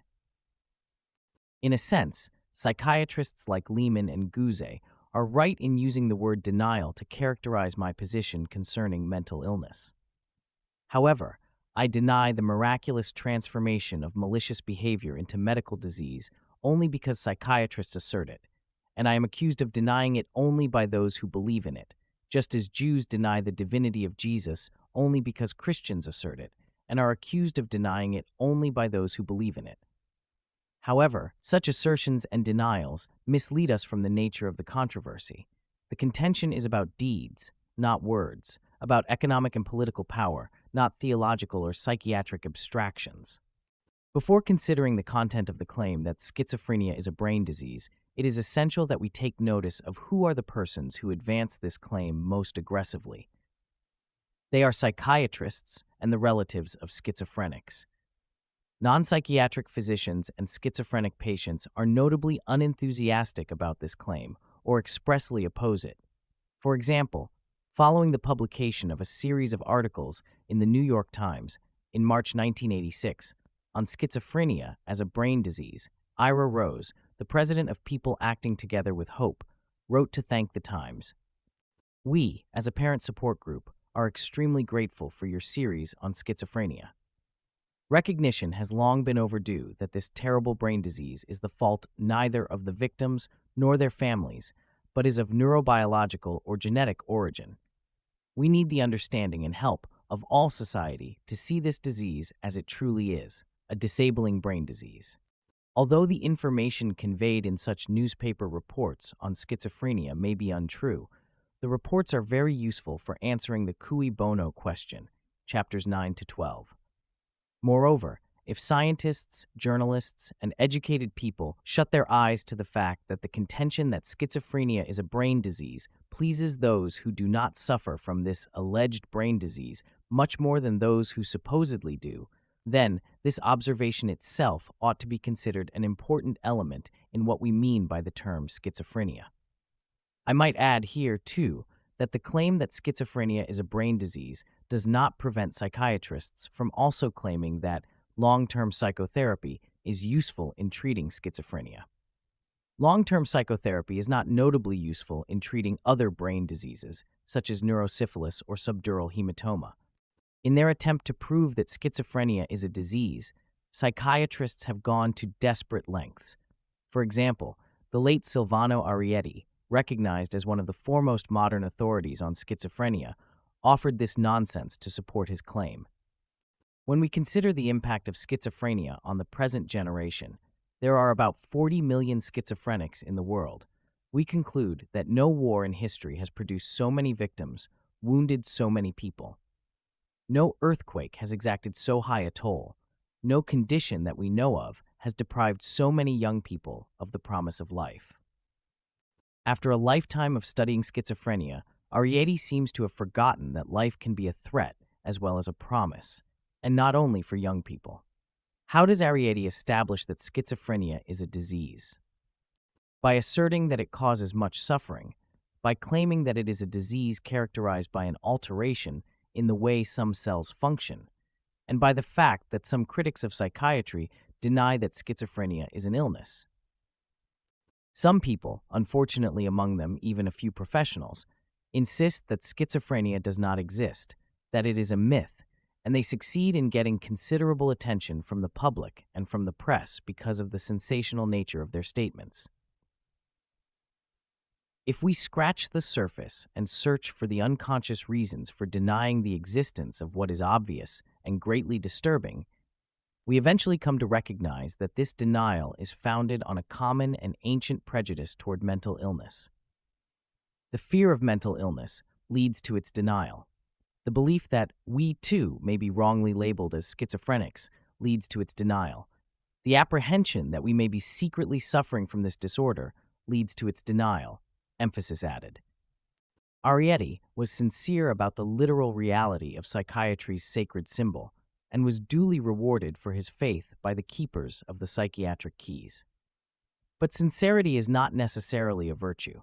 Assuredly, it is not a virtue when what the writer is sincere about is his firm belief that anyone who disagrees with him on a fundamental tenet of the psychiatric faith can be doing so only because he is insane.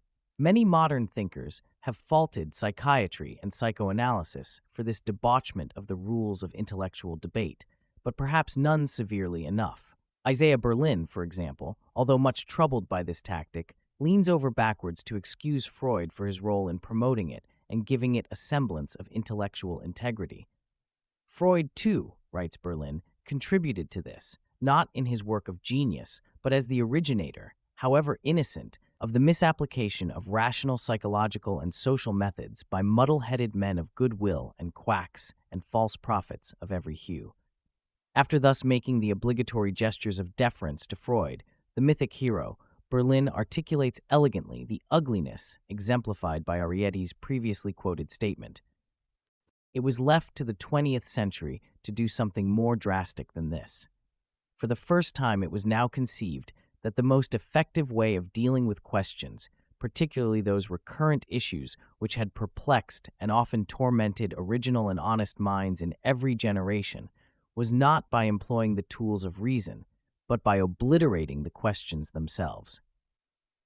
Questions for whose solution no ready-made technique could easily be produced are all too easily classified as obsessions from which the patient must be cured. Like Arrietty, most psychiatrists now believe that schizophrenia is a brain disease. Moreover, most of them now say this because they believe that scientists have recently discovered that what had been thought to be a functional illness is, in fact, an organic illness. This claim, too, is false. When we say that a person has an organic illness, what we mean is that there is something demonstrably wrong with his body. For example, when we say that a person is blind because of cataracts, we mean there is something wrong with his eyes. Whereas when we say that a person is blind because of hysteria, we mean that there is nothing wrong with his eyes. The ambiguity in such statements is due to the fact that the term blindness may be used to describe complaints as well as the effects of somatic lesions. Because the term schizophrenia may also be used to describe strange behaviors as well as the proven or putative effects of somatic lesions, it is similarly ambiguous. Hence, asserting that schizophrenia is a brain disease is choosing a particular definition for the term, not necessarily discovering a hitherto undetected brain lesion. To be sure, it is possible to discover hitherto unidentified brain lesions, but that can be done only on the brains of specific patients.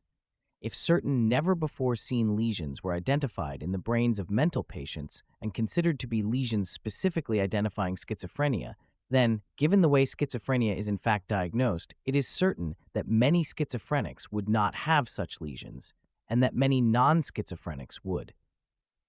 Would schizophrenics without schizophrenic lesions still be considered to be schizophrenic or psychotic or ill? Or would they be considered to be suffering from another, still unidentified mental illness?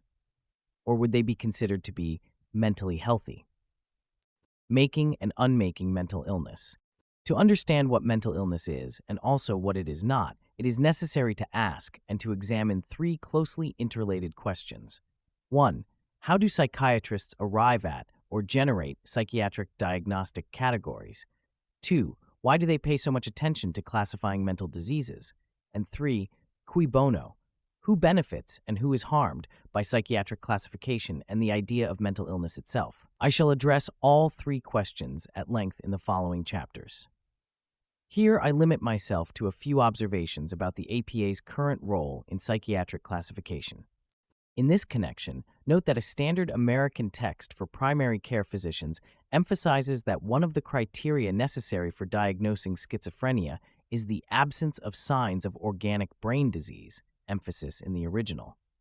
The cacophony of voices among establishment psychiatrists about the very subject matter of their discipline is an obvious symptom of the disorder whose anatomy one lay bare in this book. In November 1985, Robert Spitzer and his colleagues, charged with revising DSM-3, held the first of several meetings to consider three new mental diseases as possible additions to the existing list. The most important thing about these proceedings, a report in Time magazine cogently noted, is that DSM-3 is of crucial importance to the profession because its diagnoses are generally recognized by the courts, hospitals, and insurance companies. Although the social consequences of psychiatric diagnoses have always been important, the situation regarding psychiatric taxonomy was quite different a century ago. Then a single diagnosis was sufficient. A person was either insane, in which case he was incarcerated in a madhouse, or he was not, in which case he was left alone. The idea of insurance companies or government agencies paying privately practicing physicians to give psychotherapy to seemingly normal individuals would have been unthinkable, and not because what we now call psychotherapy did not exist. Another feature that characterizes the way psychiatric diagnoses are now made, and that differs from the way they were made 100 years ago, is equally revealing. Before identifying this difference, I want to anticipate what might occur to anyone reading this, namely that because of great technological advances during the past century, all physicians use different methods for making diagnoses now than they did then. Of course, but psychiatrists had no technical methods for identifying mental diseases a century ago and have none today. The change in their technique for generating new psychiatric categories is not technological, but political. A century ago, especially in German-speaking countries, from whence all of our major 19th century psychiatric diagnostic categories come, new psychiatric discoveries were made by individuals. For example, Ewald Hecker discovered hebephrenia, Emil Kraepelin, dementia praecox, Eugen Bleuler, schizophrenia. No individual American today would dare to do such a thing. It would be unseemly to be so individualistic, so autocratic, so undemocratic. Ours is the age of psychiatric groupthink. Group therapy has long been a popular method of mental healing. Now group invention discovery, defined as diagnosis, has been added to it. The APA now has task forces and consensus groups to make and unmake psychiatric diagnostic categories. This is how, in 1973, under pressure from gay rights groups, homosexuality was deleted from the roster of mental illnesses.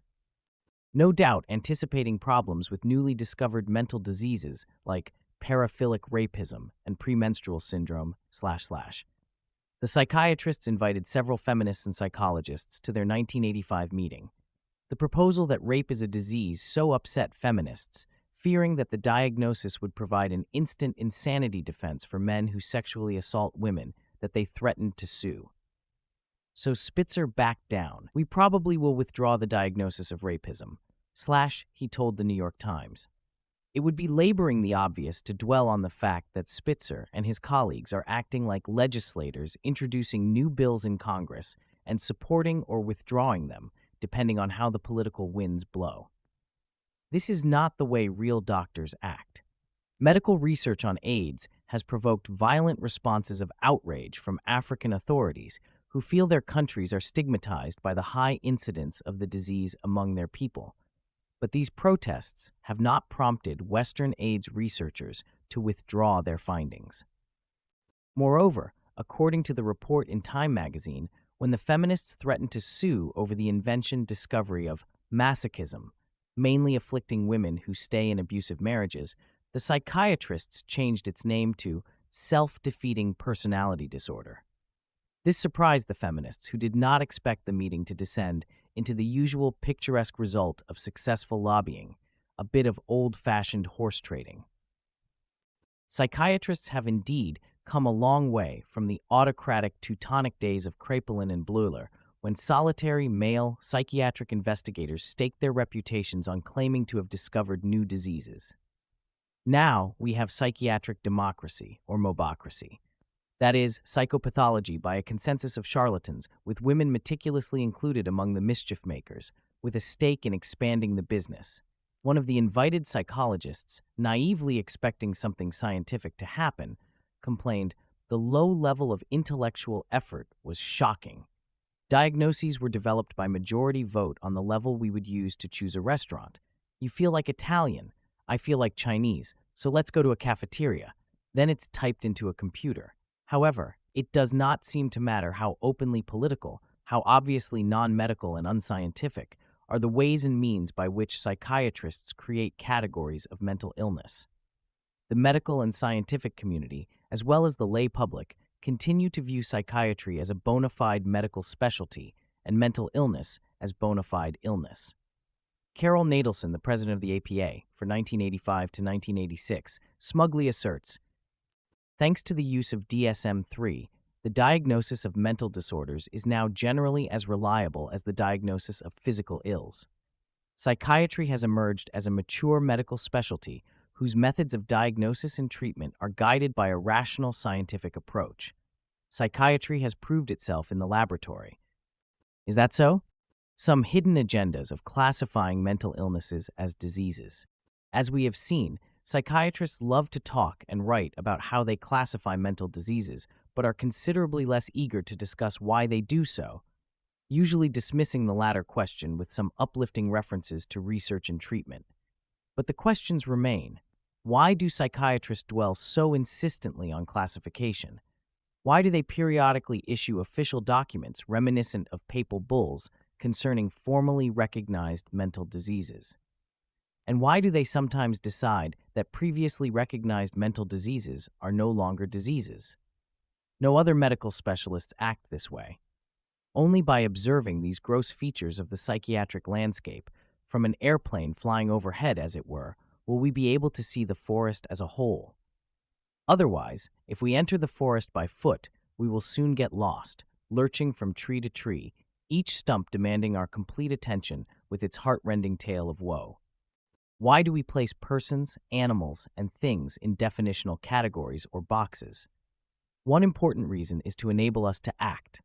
The division of foods into those that are edible or inedible, or more precisely, into those God permits us to eat and prohibits us from eating, is a case in point. Here is a contemporary American example. Who is an American? There are at least 3 different answers to this question. One is native-born citizens of the United States, since only they qualify for the office of the presidency. Another, disregarding the exclusion specified in the Constitution as unimportant for most people, is anyone who legally qualifies for citizenship, that is, native-born as well as naturalized citizens. Finally, in the opinion of some people, for example, clergymen demanding unrestricted immigration from Central and South America, the answer is anyone who resides in or wants to come to the United States. The question of which phenomena we should admit to citizenship in the land of medicine, that is, which phenomena we should recognize as bona fide diseases, poses a similar problem. The issue is not only, or even primarily scientific, but practical and political. As some would benefit and others suffer from unrestricted immigration into the United States, so some people benefit and others suffer from elasticizing the definition of disease. To make matters more complicated, the people who benefit and suffer may be the same persons. It is important that we clearly understand this process as it applies both to disease and mental disease. Let us call the box into which we place all officially recognized diseases DX for diagnosis. Who profits from enlarging the number of items we put in this box? The persons who profit, not only economically, but also existentially, are those who treat diseases and care for persons who have diseases.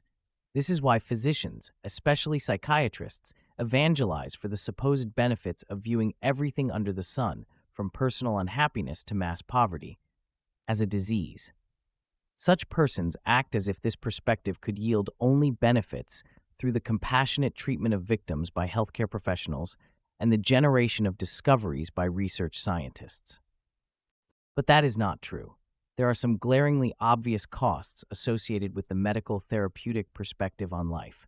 One is economic, the other existential political. I shall briefly describe each. The economic consequences of enlarging the category DX. The economic consequences of what we place in category DX depend on the economic organization of society.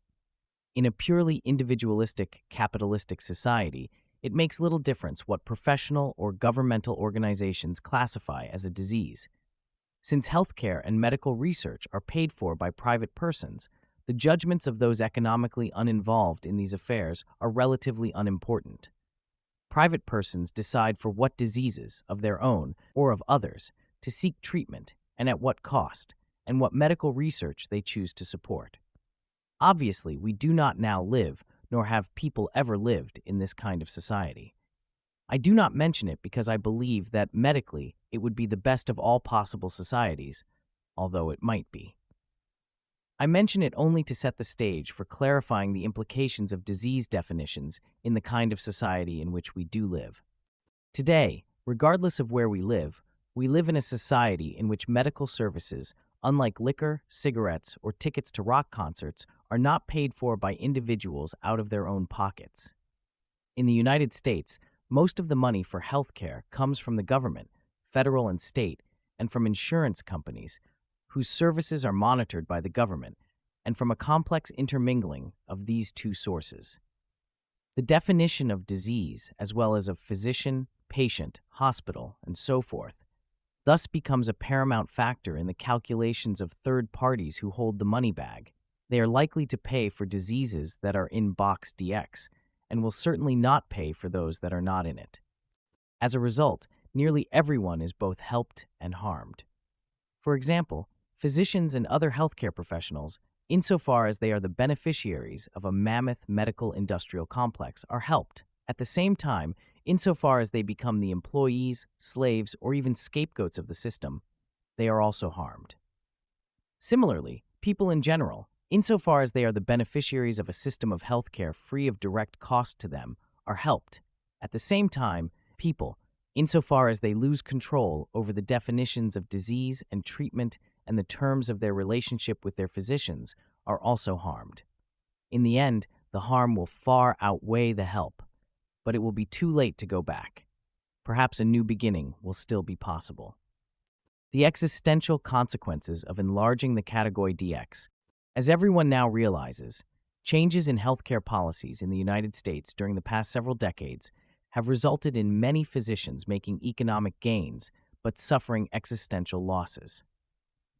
Insofar as the issue before us is the existential consequences of enlarging or constricting the category called disease, the following observations are relevant. Inasmuch as pathologists study cells, tissues, and organs, they would lose much and gain nothing if they accepted conditions such as agoraphobia or kleptomania, not to mention masochism or terrorism, as bona fide diseases. Since they could never hope to find the cellular basis of these diseases, accepting them as bona fide diseases would only disfigure their own discipline. Similar considerations hold for all medical specialties, except psychiatry. No hematologist would claim diabetes as a blood disorder. No neurologist would claim prostatic hypertrophy as a neurological disease. No dermatologist would claim multiple sclerosis as a skin disease, and so on. But there is no disease already known or not yet discovered that psychiatrists do not claim as their own, that is, as a mental illness. Or, if it is not a mental illness, then as a disease that is nevertheless relevant to psychiatry, because its etiology might be mental or emotional, or because it might respond favorably to psychotherapy, or because it might exhibit a significant psychiatric overlay.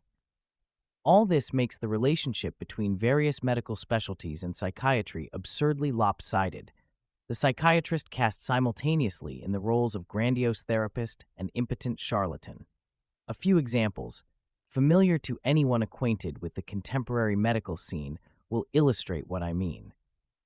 There is no disease acute or chronic, minor or major, into which psychiatrists do not now feel entitled to meddle, no patient voluntary or involuntary, for whom they do not now claim to feel responsible.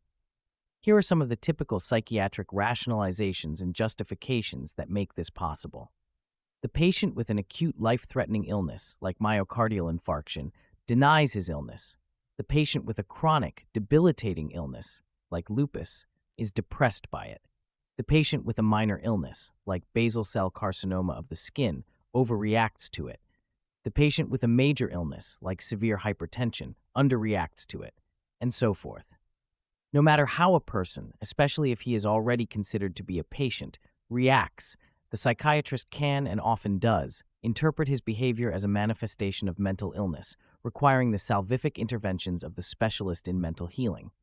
In contrast, the dermatologist, hematologist, immunologist, oncologist, and other medical specialist does not view every mental illness from agoraphobia to schizophrenia as an opportunity for meddling or proving his importance. The grandiosity of psychiatric claims reaches its climax in modern psychosomatic fantasies of the mental causes and cures of various bodily diseases. These claims are, of course, merely the recycling, in secularized garb, of age-old religious fantasies attributing the cause of bodily illness to misbehaviors and its cure to miracles. Psychiatric research demonstrating that depression causes cancer illustrates the former type of claim, while the amazing anecdotes of Norman Cousins and other peddlers of bodily health through mental health illustrate the latter.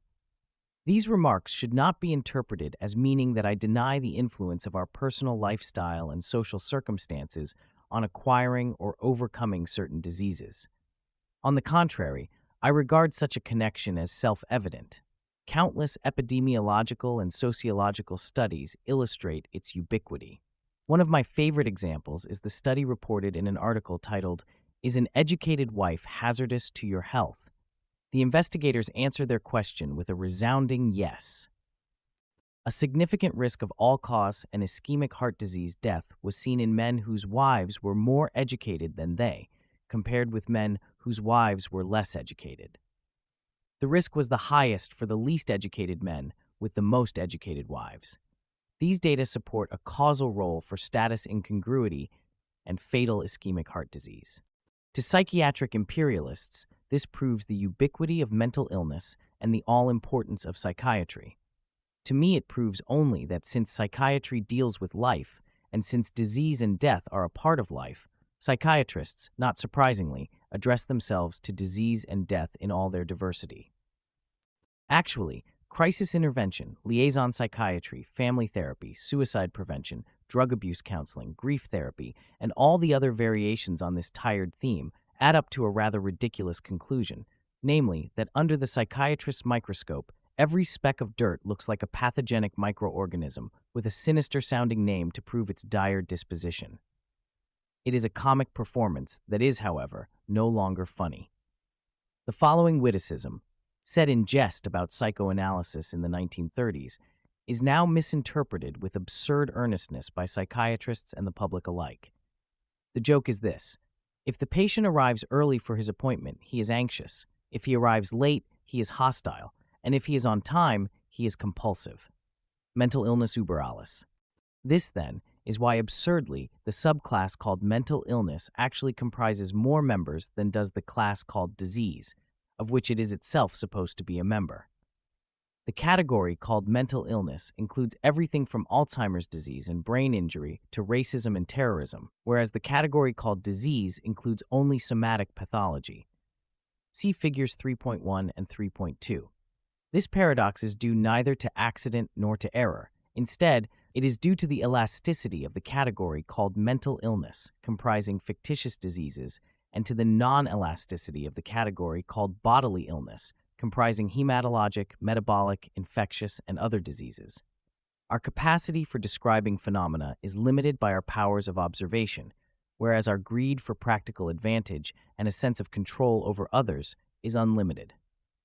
Barrows Dunham was not referring to psychiatric classification when he wrote the following, but he might just as well have been. When you want to organize knowledge, therefore, you will be careful to base the classifications upon essential qualities. You will thus derive classes in which the members have the greatest amount of resemblance to one another, and the greatest amount of difference from the members of other classes. But suppose that instead of organizing knowledge, you set out to organize ignorance and prejudice. You will then do precisely the opposite. You will keep the classification vague and flexible so that it can be made to include just whatever individuals you choose. Finally, I want to reemphasize that since the legitimation of the patient role, that is, the official acceptance of a person as a patient with a bona fide disease, has similarly far-reaching practical consequences, the boundaries of Category DX will also depend on what kinds of persons the official definers of disease want to credit or discredit as patients. The legal consequences of occupying the mental patient role are, of course, especially important. This brief overview of the economic and existential consequences of expanding the category of DX should make it clear that it is absurd to debate what is or is not a mental illness in medical or scientific terms. Science, in the sense of disinterested taxonomic description, has virtually nothing to do with the matter. In practice, the question is basically a consequential one. People agitate for or against enlarging the category of mental illness. For example, for or against counting masturbation, homosexuality, smoking, or rape as mental diseases because they desire or detest the consequences. Figure 3.2. Mental illness as metaphoric disease. A illness, bodily disease. B. Mental illness, non-diseases called diseases and treated as if they were diseases. In recent decades, the term medical model, ostensibly denoting a medical approach to mental illness, has gained wide currency. I consider this usage misleading, mainly because if mental illness is defined and accepted as an illness like any other, it makes no more sense to adopt a non-medical approach to it than it would to any other illness. On the other hand, if there is no such thing as mental illness, that is, if the phenomena so named are not diseases, then it makes no sense to adopt a medical approach to it. A reconsideration of paresis as the model of mental illness will help to clarify my argument. The paradigm of paresis. The classic psychiatric model of mental illness has always been, and still is, general paresis, syphilis of the brain. This disease often first manifests itself by means of mental symptoms, such as depression, excitement, and paranoid thinking. Untreated, the disease progresses rapidly to mental deterioration, dementia, and death. In addition to mental symptoms, the patient also exhibits objective neurological signs, for example, an abnormal pupillary reflex. It is important to keep in mind that before 1909, when organic arsenic compounds were discovered to be moderately useful against syphilis, there was no treatment for the disease, and that the effective treatment of the syphilitic infection, and hence the prevention of paresis, did not become a reality until the discovery of penicillin. In the 19th century, indeed, prior to the First World War, paresis was characterized by a rapidly downhill course, usually ending in death within a year or two. When Bleuler discovered schizophrenia, his model for it was paresis, and he said so. It is not yet clear just what sort of entity the concept of dementia praecox, schizophrenia, actually represents. It probably includes one or very few diseases, in the narrower sense, which constitute the major portion of cases, in the same way as general paresis embraces the majority of all cases of the dementia paralytica of the previous century. However, there is a curious paradox about paresis as the paradigm of the psychoses. The patient with dementia paralytica, which is what paresis was called in Kraepelin's day, exhibited objective neurological signs. The illness was characterized by a rapidly downhill course with an invariably fatal outcome, and at autopsy, the patient's brain showed easily identifiable morphological, structural abnormalities. In contrast, the patient with dementia praecox, which is the name Kraepelin gave to what we call schizophrenia, exhibits no neurological signs. The illness is not characterized by a rapidly downhill course and is never fatal. And at autopsy, the patient's brain shows no identifiable morphological abnormalities. Some analogy. Ignoring these differences between paresis and schizophrenia, the early psychiatrists concentrated instead on two things.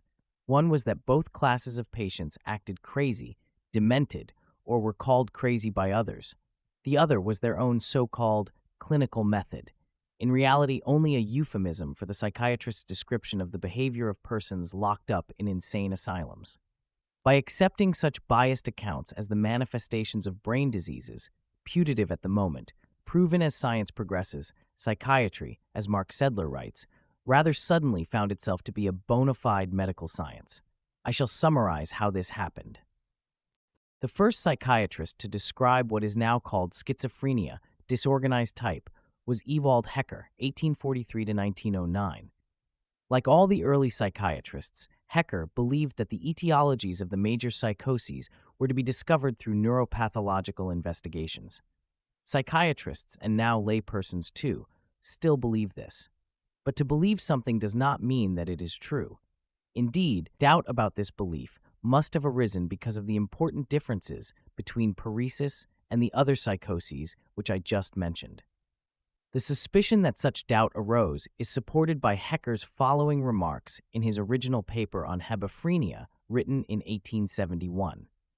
The final proof that hebephrenia is a unified form of mental illness in its own right can, of course, be established only on anatomical pathological grounds.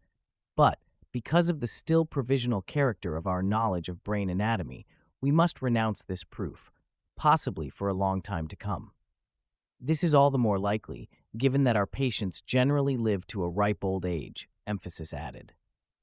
I submit that a brain disease so severe as to cause a rapidly progressive and virtually complete dementia, as the early psychiatrists saw it, but nevertheless compatible with a long and physically healthy life, is prima facie highly improbable, if not impossible.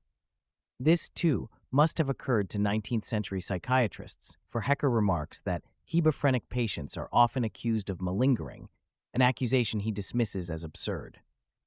It seems clear that the discipline of psychiatry was made possible by the general acceptance of the proposition that it is not necessary to demonstrate that a patient has a brain disease in order to gain credence for the claim of having discovered one. It is enough to postulate it and to claim that the clinical method enables the specialist in mental diseases to diagnose it. What is this clinical method? It is, according to Hecker, the necessary conjunction of a phenomenological method, a longitudinal perspective, and a commitment to the project of identifying discrete disease forms. And here, once more, is Sedler eulogizing Hecker for this achievement. Hecker's concept of hebephrenia constituted a reliable and highly specific nosological instrument that enabled subsequent investigators to focus their medical perceptions on a clinically homogeneous population with a characteristic symptom complex and a predictable course. Taking general paresis as the standard example of a separate and distinct entity, he argued that hebephrenia is similarly unique, partly in consequence of its early onset and deteriorating course, emphasis added. Again, we witness the psychiatric observer leaving the well-trodden path of proving brain disease and instead spinning metaphors. Nosological instrument, focusing, symptom complex, deteriorating course, metaphors all, each substituting psychiatric prejudice for critical thinking and scientific investigation. For a discussion of metaphors, see Chapter 5. The Neurology of Mental Illness, a Case Study. Although the authors of DSM-3 reject pathoanatomical or pathophysiological lesion as the cardinal criterion of mental illness, psychiatric researchers continue to concentrate their efforts on attempts to discover the somatic basis of psychiatric disorders. Typical of such studies is a report by E.D. Ross and A. Rush on the neurology of depression. According to these authors, a major problem confronting both neurology and psychiatry is to define the neuroanatomical basis of psychiatric disorders. But if the neuroanatomical basis of psychiatric disorders is as irrelevant to the definition of mental illness as psychiatrists now claim, why is its discovery so important? In order to establish depression as a disease of the brain rather than of the mind, Ross and Rush detached the experience, symptom, of feeling depressed from the putative underlying disease. Brain-damaged patients with depression, they tell us, actually may deny being depressed or dysphoric. In other words, even though these persons are not depressed and do not seem depressed to those around them, they nevertheless are depressed. But this is not the way psychiatrists interpret the therapeutic effects of lobotomy on intractable pain. When the patient ceases to complain of pain after such a procedure, the physicians do not say that he still has pain, but denies it. On the contrary, they say that the patient has been relieved of his pain. The linguistic and logical tour de force implicit in asserting that persons who are not depressed suffer from depression thus deserves a brief comment. Depression is the name we give to a particular affective experience, our own or someone else's. Consider then the case of a person who does not feel depressed, and whom, because he does not seem or act depressed, no one else considers to be depressed. Comes now the modern psychiatrist who says, "You are wrong, this man is depressed. I know because I have found that he has the clinico-pathological correlates of depression." Without examining the validity or the invalidity of this claim, it seems to me reasonable to ask, when a psychiatrist who writes this way uses the word depression, does he mean the same thing people ordinarily mean when they say, for example, about someone who has just suffered a personal loss that he is depressed? I think not. I submit that, once again, instead of discovering an illness, as do the medical researchers who describe the pathology of AIDS and discover the virus that causes it, psychiatric researchers merely continue to announce a program intended to demonstrate that depression is primarily a disorder of the brain. To be sure, if psychiatric researchers find something wrong with a particular person's brain, then they have demonstrated that the person has a brain disease. But if the person in question is not depressed, then the researchers have, in my opinion, not discovered depression without symptoms of depression, or as they claim, asymptomatic depression as a discrete brain disease, but have only changed the meaning we usually attach to the word depression. If the history of psychiatry were a film played continuously in a movie theater, we might now say, this is where we came in, and get up and leave. Almost 200 years have passed since psychiatrists have seriously begun to advance the claim that mental diseases are brain diseases, and that is exactly what they are still doing. The article, Ross and Rush conclude, presents an initial inquiry into the neurology of depression utilizing the technique of the clinico-pathological correlations. This, in turn, should establish firmly that depression is primarily a disorder of the brain and not simply a dysfunction of the mind. Surely, this is a grandiose conclusion from the evidence at hand. However, because people want to believe this, the claim seems credible. Thus, although psychiatrists still give us only a program for proving that mental illness is a brain disease instead of proof, the scientific community and the public accept the program as proof more eagerly than ever before. The somatic model of mental illness, medical or pediatric. When a speaker or writer on psychiatric matters uses the phrase medical model, he usually means or implies two things. First, that mental illness is an illness. Second, that we ought to treat it as if it were an illness. Neither proposition is novel.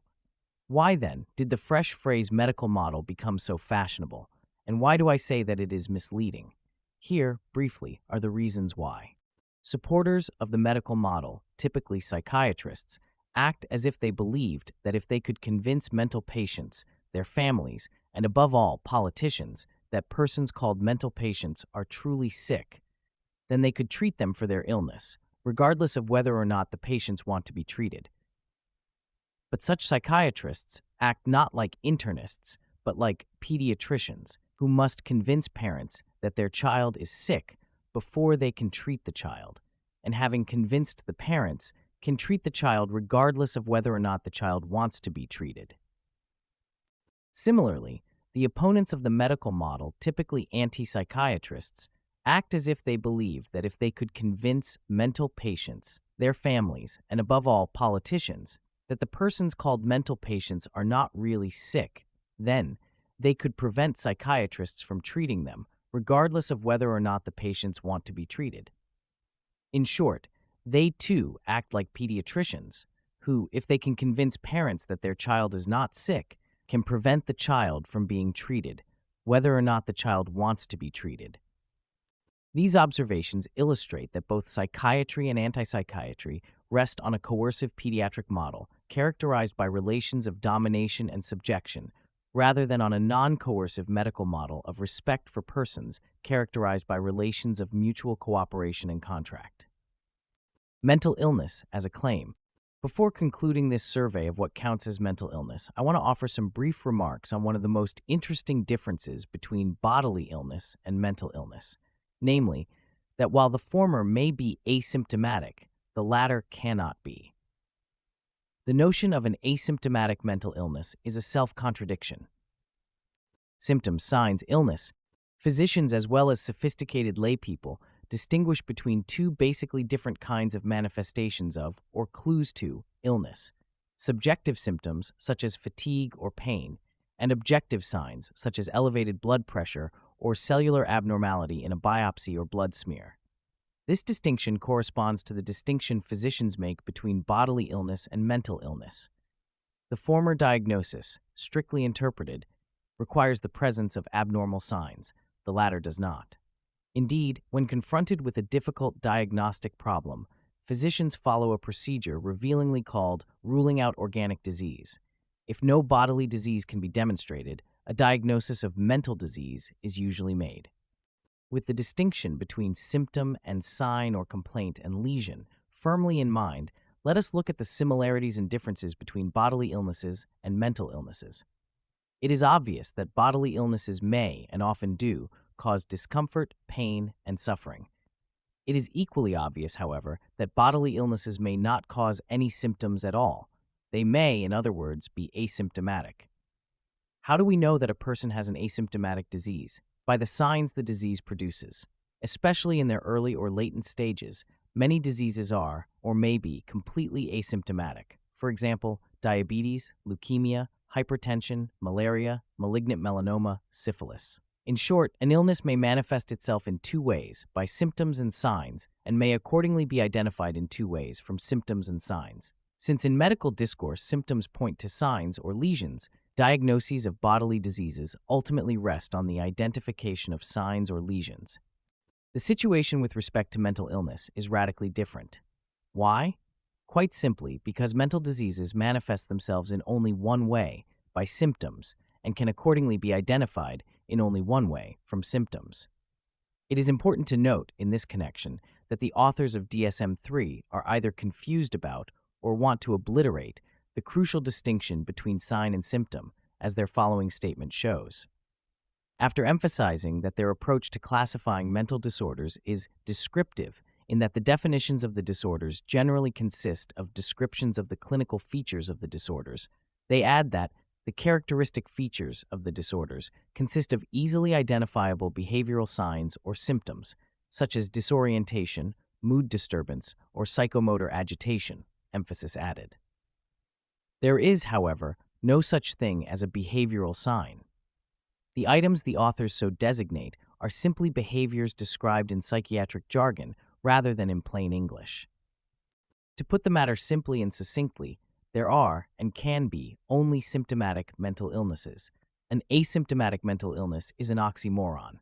How could a person who does not gamble suffer from pathological gambling? Or a person who does not drink alcohol suffer from alcoholism? Or a person who is never manic suffer from mania? Ironically, this fundamental conceptual identity between mental illness and mental symptom is tacitly acknowledged by the authors of DSM-3 in their characterization of what counts, for them, as a mental disorder. In DSM-3, each of the mental disorders is conceptualized as a clinically significant behavioral and psychological syndrome or pattern that occurs in an individual and that is typically associated with either a painful symptom, distress, or impairment in one or more important areas of functioning, disability. Judged by these criteria, there can, in the absence of distress or disability, be no mental illness. Since it is obvious that this is not true for bodily illness diseases such as asymptomatic and undiagnosed hypertension or coronary atherosclerosis immediately spring to mind, it is difficult to see how psychiatrists can, in good faith, maintain that mental illness is like any other illness. By treating symptoms and signs as two independent variables, I have summarized in Table 3.2 the four combinations to which they give rise, namely, symptomatic and asymptomatic bodily illness, symptomatic mental illness, and no illness. Asymptomatic mental illness does not appear in this table for the simple reason that such a disease would have to be either a bodily disease, For example, schizophrenia, defined as a chemical abnormality of brain function, or a mental disease whose diagnosis is based on past symptoms or behavioral abnormalities. For example, a history of drinking or of depressed behavior. What I say here is not intended to minimize the practical importance of past behaviors. After all, if a person spoke French fluently a week ago, it is likely that he may do so again. The same is obviously true for the behaviors we call alcoholism, depression, or pathological gambling. Repetitive behavior is, however, still just behavior, notwithstanding the efforts of psychiatrists to interpret it as a sign of somatic pathology. Table 3.2 Bodily illness and mental illness, signs and symptoms. 1. Symptomatic bodily illness. 2. Asymptomatic bodily illness. 3. Symptomatic mental illness may be mistaken for undetected and possibly as yet undetectable bodily illness, and vice versa. Detectable illness. In their zeal to imitate physicians, psychiatrists have, of course, constructed asymptomatic mental illnesses. The most characteristic member of this class is, or better, was, latent homosexuality. We must say was because even overt homosexuality is now no longer considered to be a mental illness.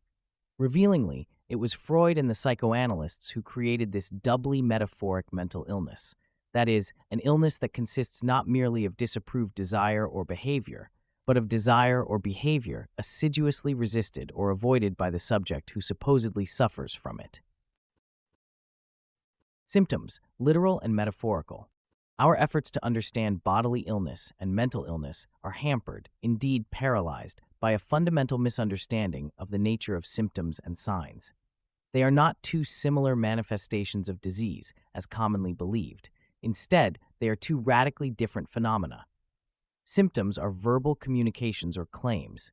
Signs are objective measurements of bodily structures or functions, or publicly verifiable observations about the body, not about how a person feels about his body.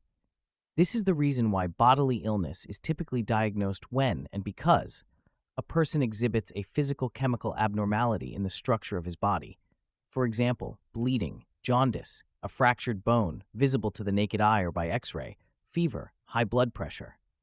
Mental illness, on the other hand, is typically diagnosed when and because a person makes certain claims about the behavior of a person, himself or others, considered to be a designated patient. A person's nonverbal behavior may, of course, also be evidence for or against mental illness. For example, a person who kills a group of people he does not know is now likely to be characterized, on the basis of his behavior alone, as mentally ill. I shall say more about this presently. Since the act of lodging a claim is intrinsic to the origin and nature of the phenomena we call mental illnesses, but is irrelevant to the origin and nature of the phenomena we call bodily illnesses, it is remarkable that this distinction has been so neglected, not only by psychiatrists, but also by philosophers, who often make reference to mental illness. To put it simply, bodily disease can be, but mental illness can never be. Discovered and diagnosed without any claims of illness being lodged either by or about the patient. For example, a person undergoing a routine medical examination for admission to college or entrance into the armed forces may be discovered, on the basis of blood or urine tests, to have diabetes or leukemia. Before the testing, neither the subject nor anyone else claims that he is ill. Yet it is discovered that he is ill. Clearly, it is not possible to discover mental illness in a similar way. Why not? The answer to this question further highlights the linguistic problems hidden behind the phenomena we now call mental illnesses. The reasons for the distinctions between bodily illness and mental illness lie in part in the different ways we use and interpret the word symptom in medicine in reference to bodily illness, and in psychiatry in reference to mental illness. An example will clarify what I have in mind. Suppose a middle-aged man complains of precordial pain. That is a symptom. What does it mean? To the patient, it might mean that he has coronary artery disease, but it does not mean that to a good doctor. To the physician, the patient's precordial pain is a clue pointing to something unknown. It might be coronary artery disease, or gallbladder disease, or arthritis, or the fear of heart disease, or none of the above. The word symptom here is used literally. It means that it may be the manifestation of some pathological process in the body, disease. In psychiatry, not only is the word illness used metaphorically and interpreted literally, but so also is the word symptom. This is crystal clear from the way we use what we call the two classic symptoms of psychosis, namely hallucinations and delusions. For example, unlike precordial pain, which may or may not point to coronary insufficiency, hallucinations and delusions do not point to psychosis. They are the same as psychosis. If a psychiatrist acknowledges or recognizes that Jones is having hallucinations and delusions, he has no choice but to conclude that Jones is psychotic. The reason for this lies in the prejudgments that words such as hallucination and delusion carry with them. Consider some simple examples. When a lonely, deinstitutionalized ex-mental patient populates his world with imaginary persons who talk to him, we say that he is hearing non-existent voices and is hallucinating. But when Beethoven hears melodious sounds in his head, we do not say that he is hearing non-existent music and is hallucinating. Similar considerations apply to the false ideas of religious leaders, which we do not call delusions, unless we want to delegitimize them and those who hold them. But we do call the false ideas of mental patients delusions. Here is another, less abstract example, illustrating the role of language and power in determining what is a mental symptom, mental illness. Johnny, a high school student, acts distracted, neglects his studies, and makes it otherwise clear by word and deed that he is quite smitten by his girlfriend. The father reassures his wife, "Don't worry, Johnny is just showing symptoms of being in love." Everyone treats the word symptom in this sentence as a metaphor, even persons who do not know what a metaphor is. However, with only a slight change in the scenario, the situation might be very different. Johnny, now in college, gets poor grades, drops out of school, comes home, mopes around the house, acts taciturn and withdrawn, refuses to look for a job or help around the house, and perhaps makes some veiled threats about killing himself. The mother tells her husband, "I am worried about Johnny showing symptoms of schizophrenia." Everyone treats the word symptom in this sentence as if it were a literal use of the term, that is, as if it pointed, possibly or probably, to the existence of a real disease. Suppose further that, more or less against his will, Johnny is carted off to a psychiatrist. The psychiatrist examines him, ostensibly to determine whether or not he is mentally ill. Insofar as the psychiatrist's examination is directed to answering this question, it is bound to be a charade. How can any psychiatrist worth his salt conclude that Johnny, exhibiting such behaviors, is not mentally ill? Clearly, unless the report about Johnny's behavior is false, the psychiatrist has no choice but to find mental illness. His options are limited to finding one or another mental illness, a relatively benign one or a very malignant one. The reason for this is that in psychiatry, mental symptom equals mental illness, an equation quite undisguised in so-called extreme cases. For another example, suppose that, in a rural area, neighbors summon the police to complain about offensive odors emanating from a ramshackle house inhabited by a recluse and his old mother. The police go to investigate. They find a middle-aged man in tatters, malnourished, with a multitude of cats and dogs in a filthy house, and with the man's aged mother dead in bed. When asked what happened, the man tells the police he had to strangle his mother because she complained of being in pain, and God told him he must help her. Who would doubt that the man is mentally ill? What are the symptoms of his illness? The very behavior I have described. Whether the problem is this hypothetical man's behavior or the behavior of any other person committing a bizarre crime, John Hinckley, Jr., is a good example. The mere idea of asking for an explanation of what happened makes the ordinary person impatient. He already knows what happened. Only a crazy person would do such a crazy thing. Crazy act equals mental symptom. Mental symptom equals mental illness. Mental symptom does not point to a possible illness. It is the same as a mental illness. "You may ask me where I obtain my ideas," wrote Beethoven. "I cannot answer this with any certainty. They come unevoked, turn into tones which resound, roar, and rage until at last they stand before me in the form of notes." Mental illness as religious symbol. In this chapter 1 have begun to sketch the outlines of the idea of mental illness. By the time the reader comes to the end of the book, I hope I will have succeeded in painting a life-sized portrait of it. One important feature of this concept is, however, already clear, namely, that mental illness is an idea without boundaries. It blends into everything around it. First and foremost, mental illness blends into medicine. Then it blends into history, politics, education, law, criminology, sociology, art criticism, literature, mythology, religion, everything except the hard sciences. And therein lies an observation I want to offer before ending this chapter.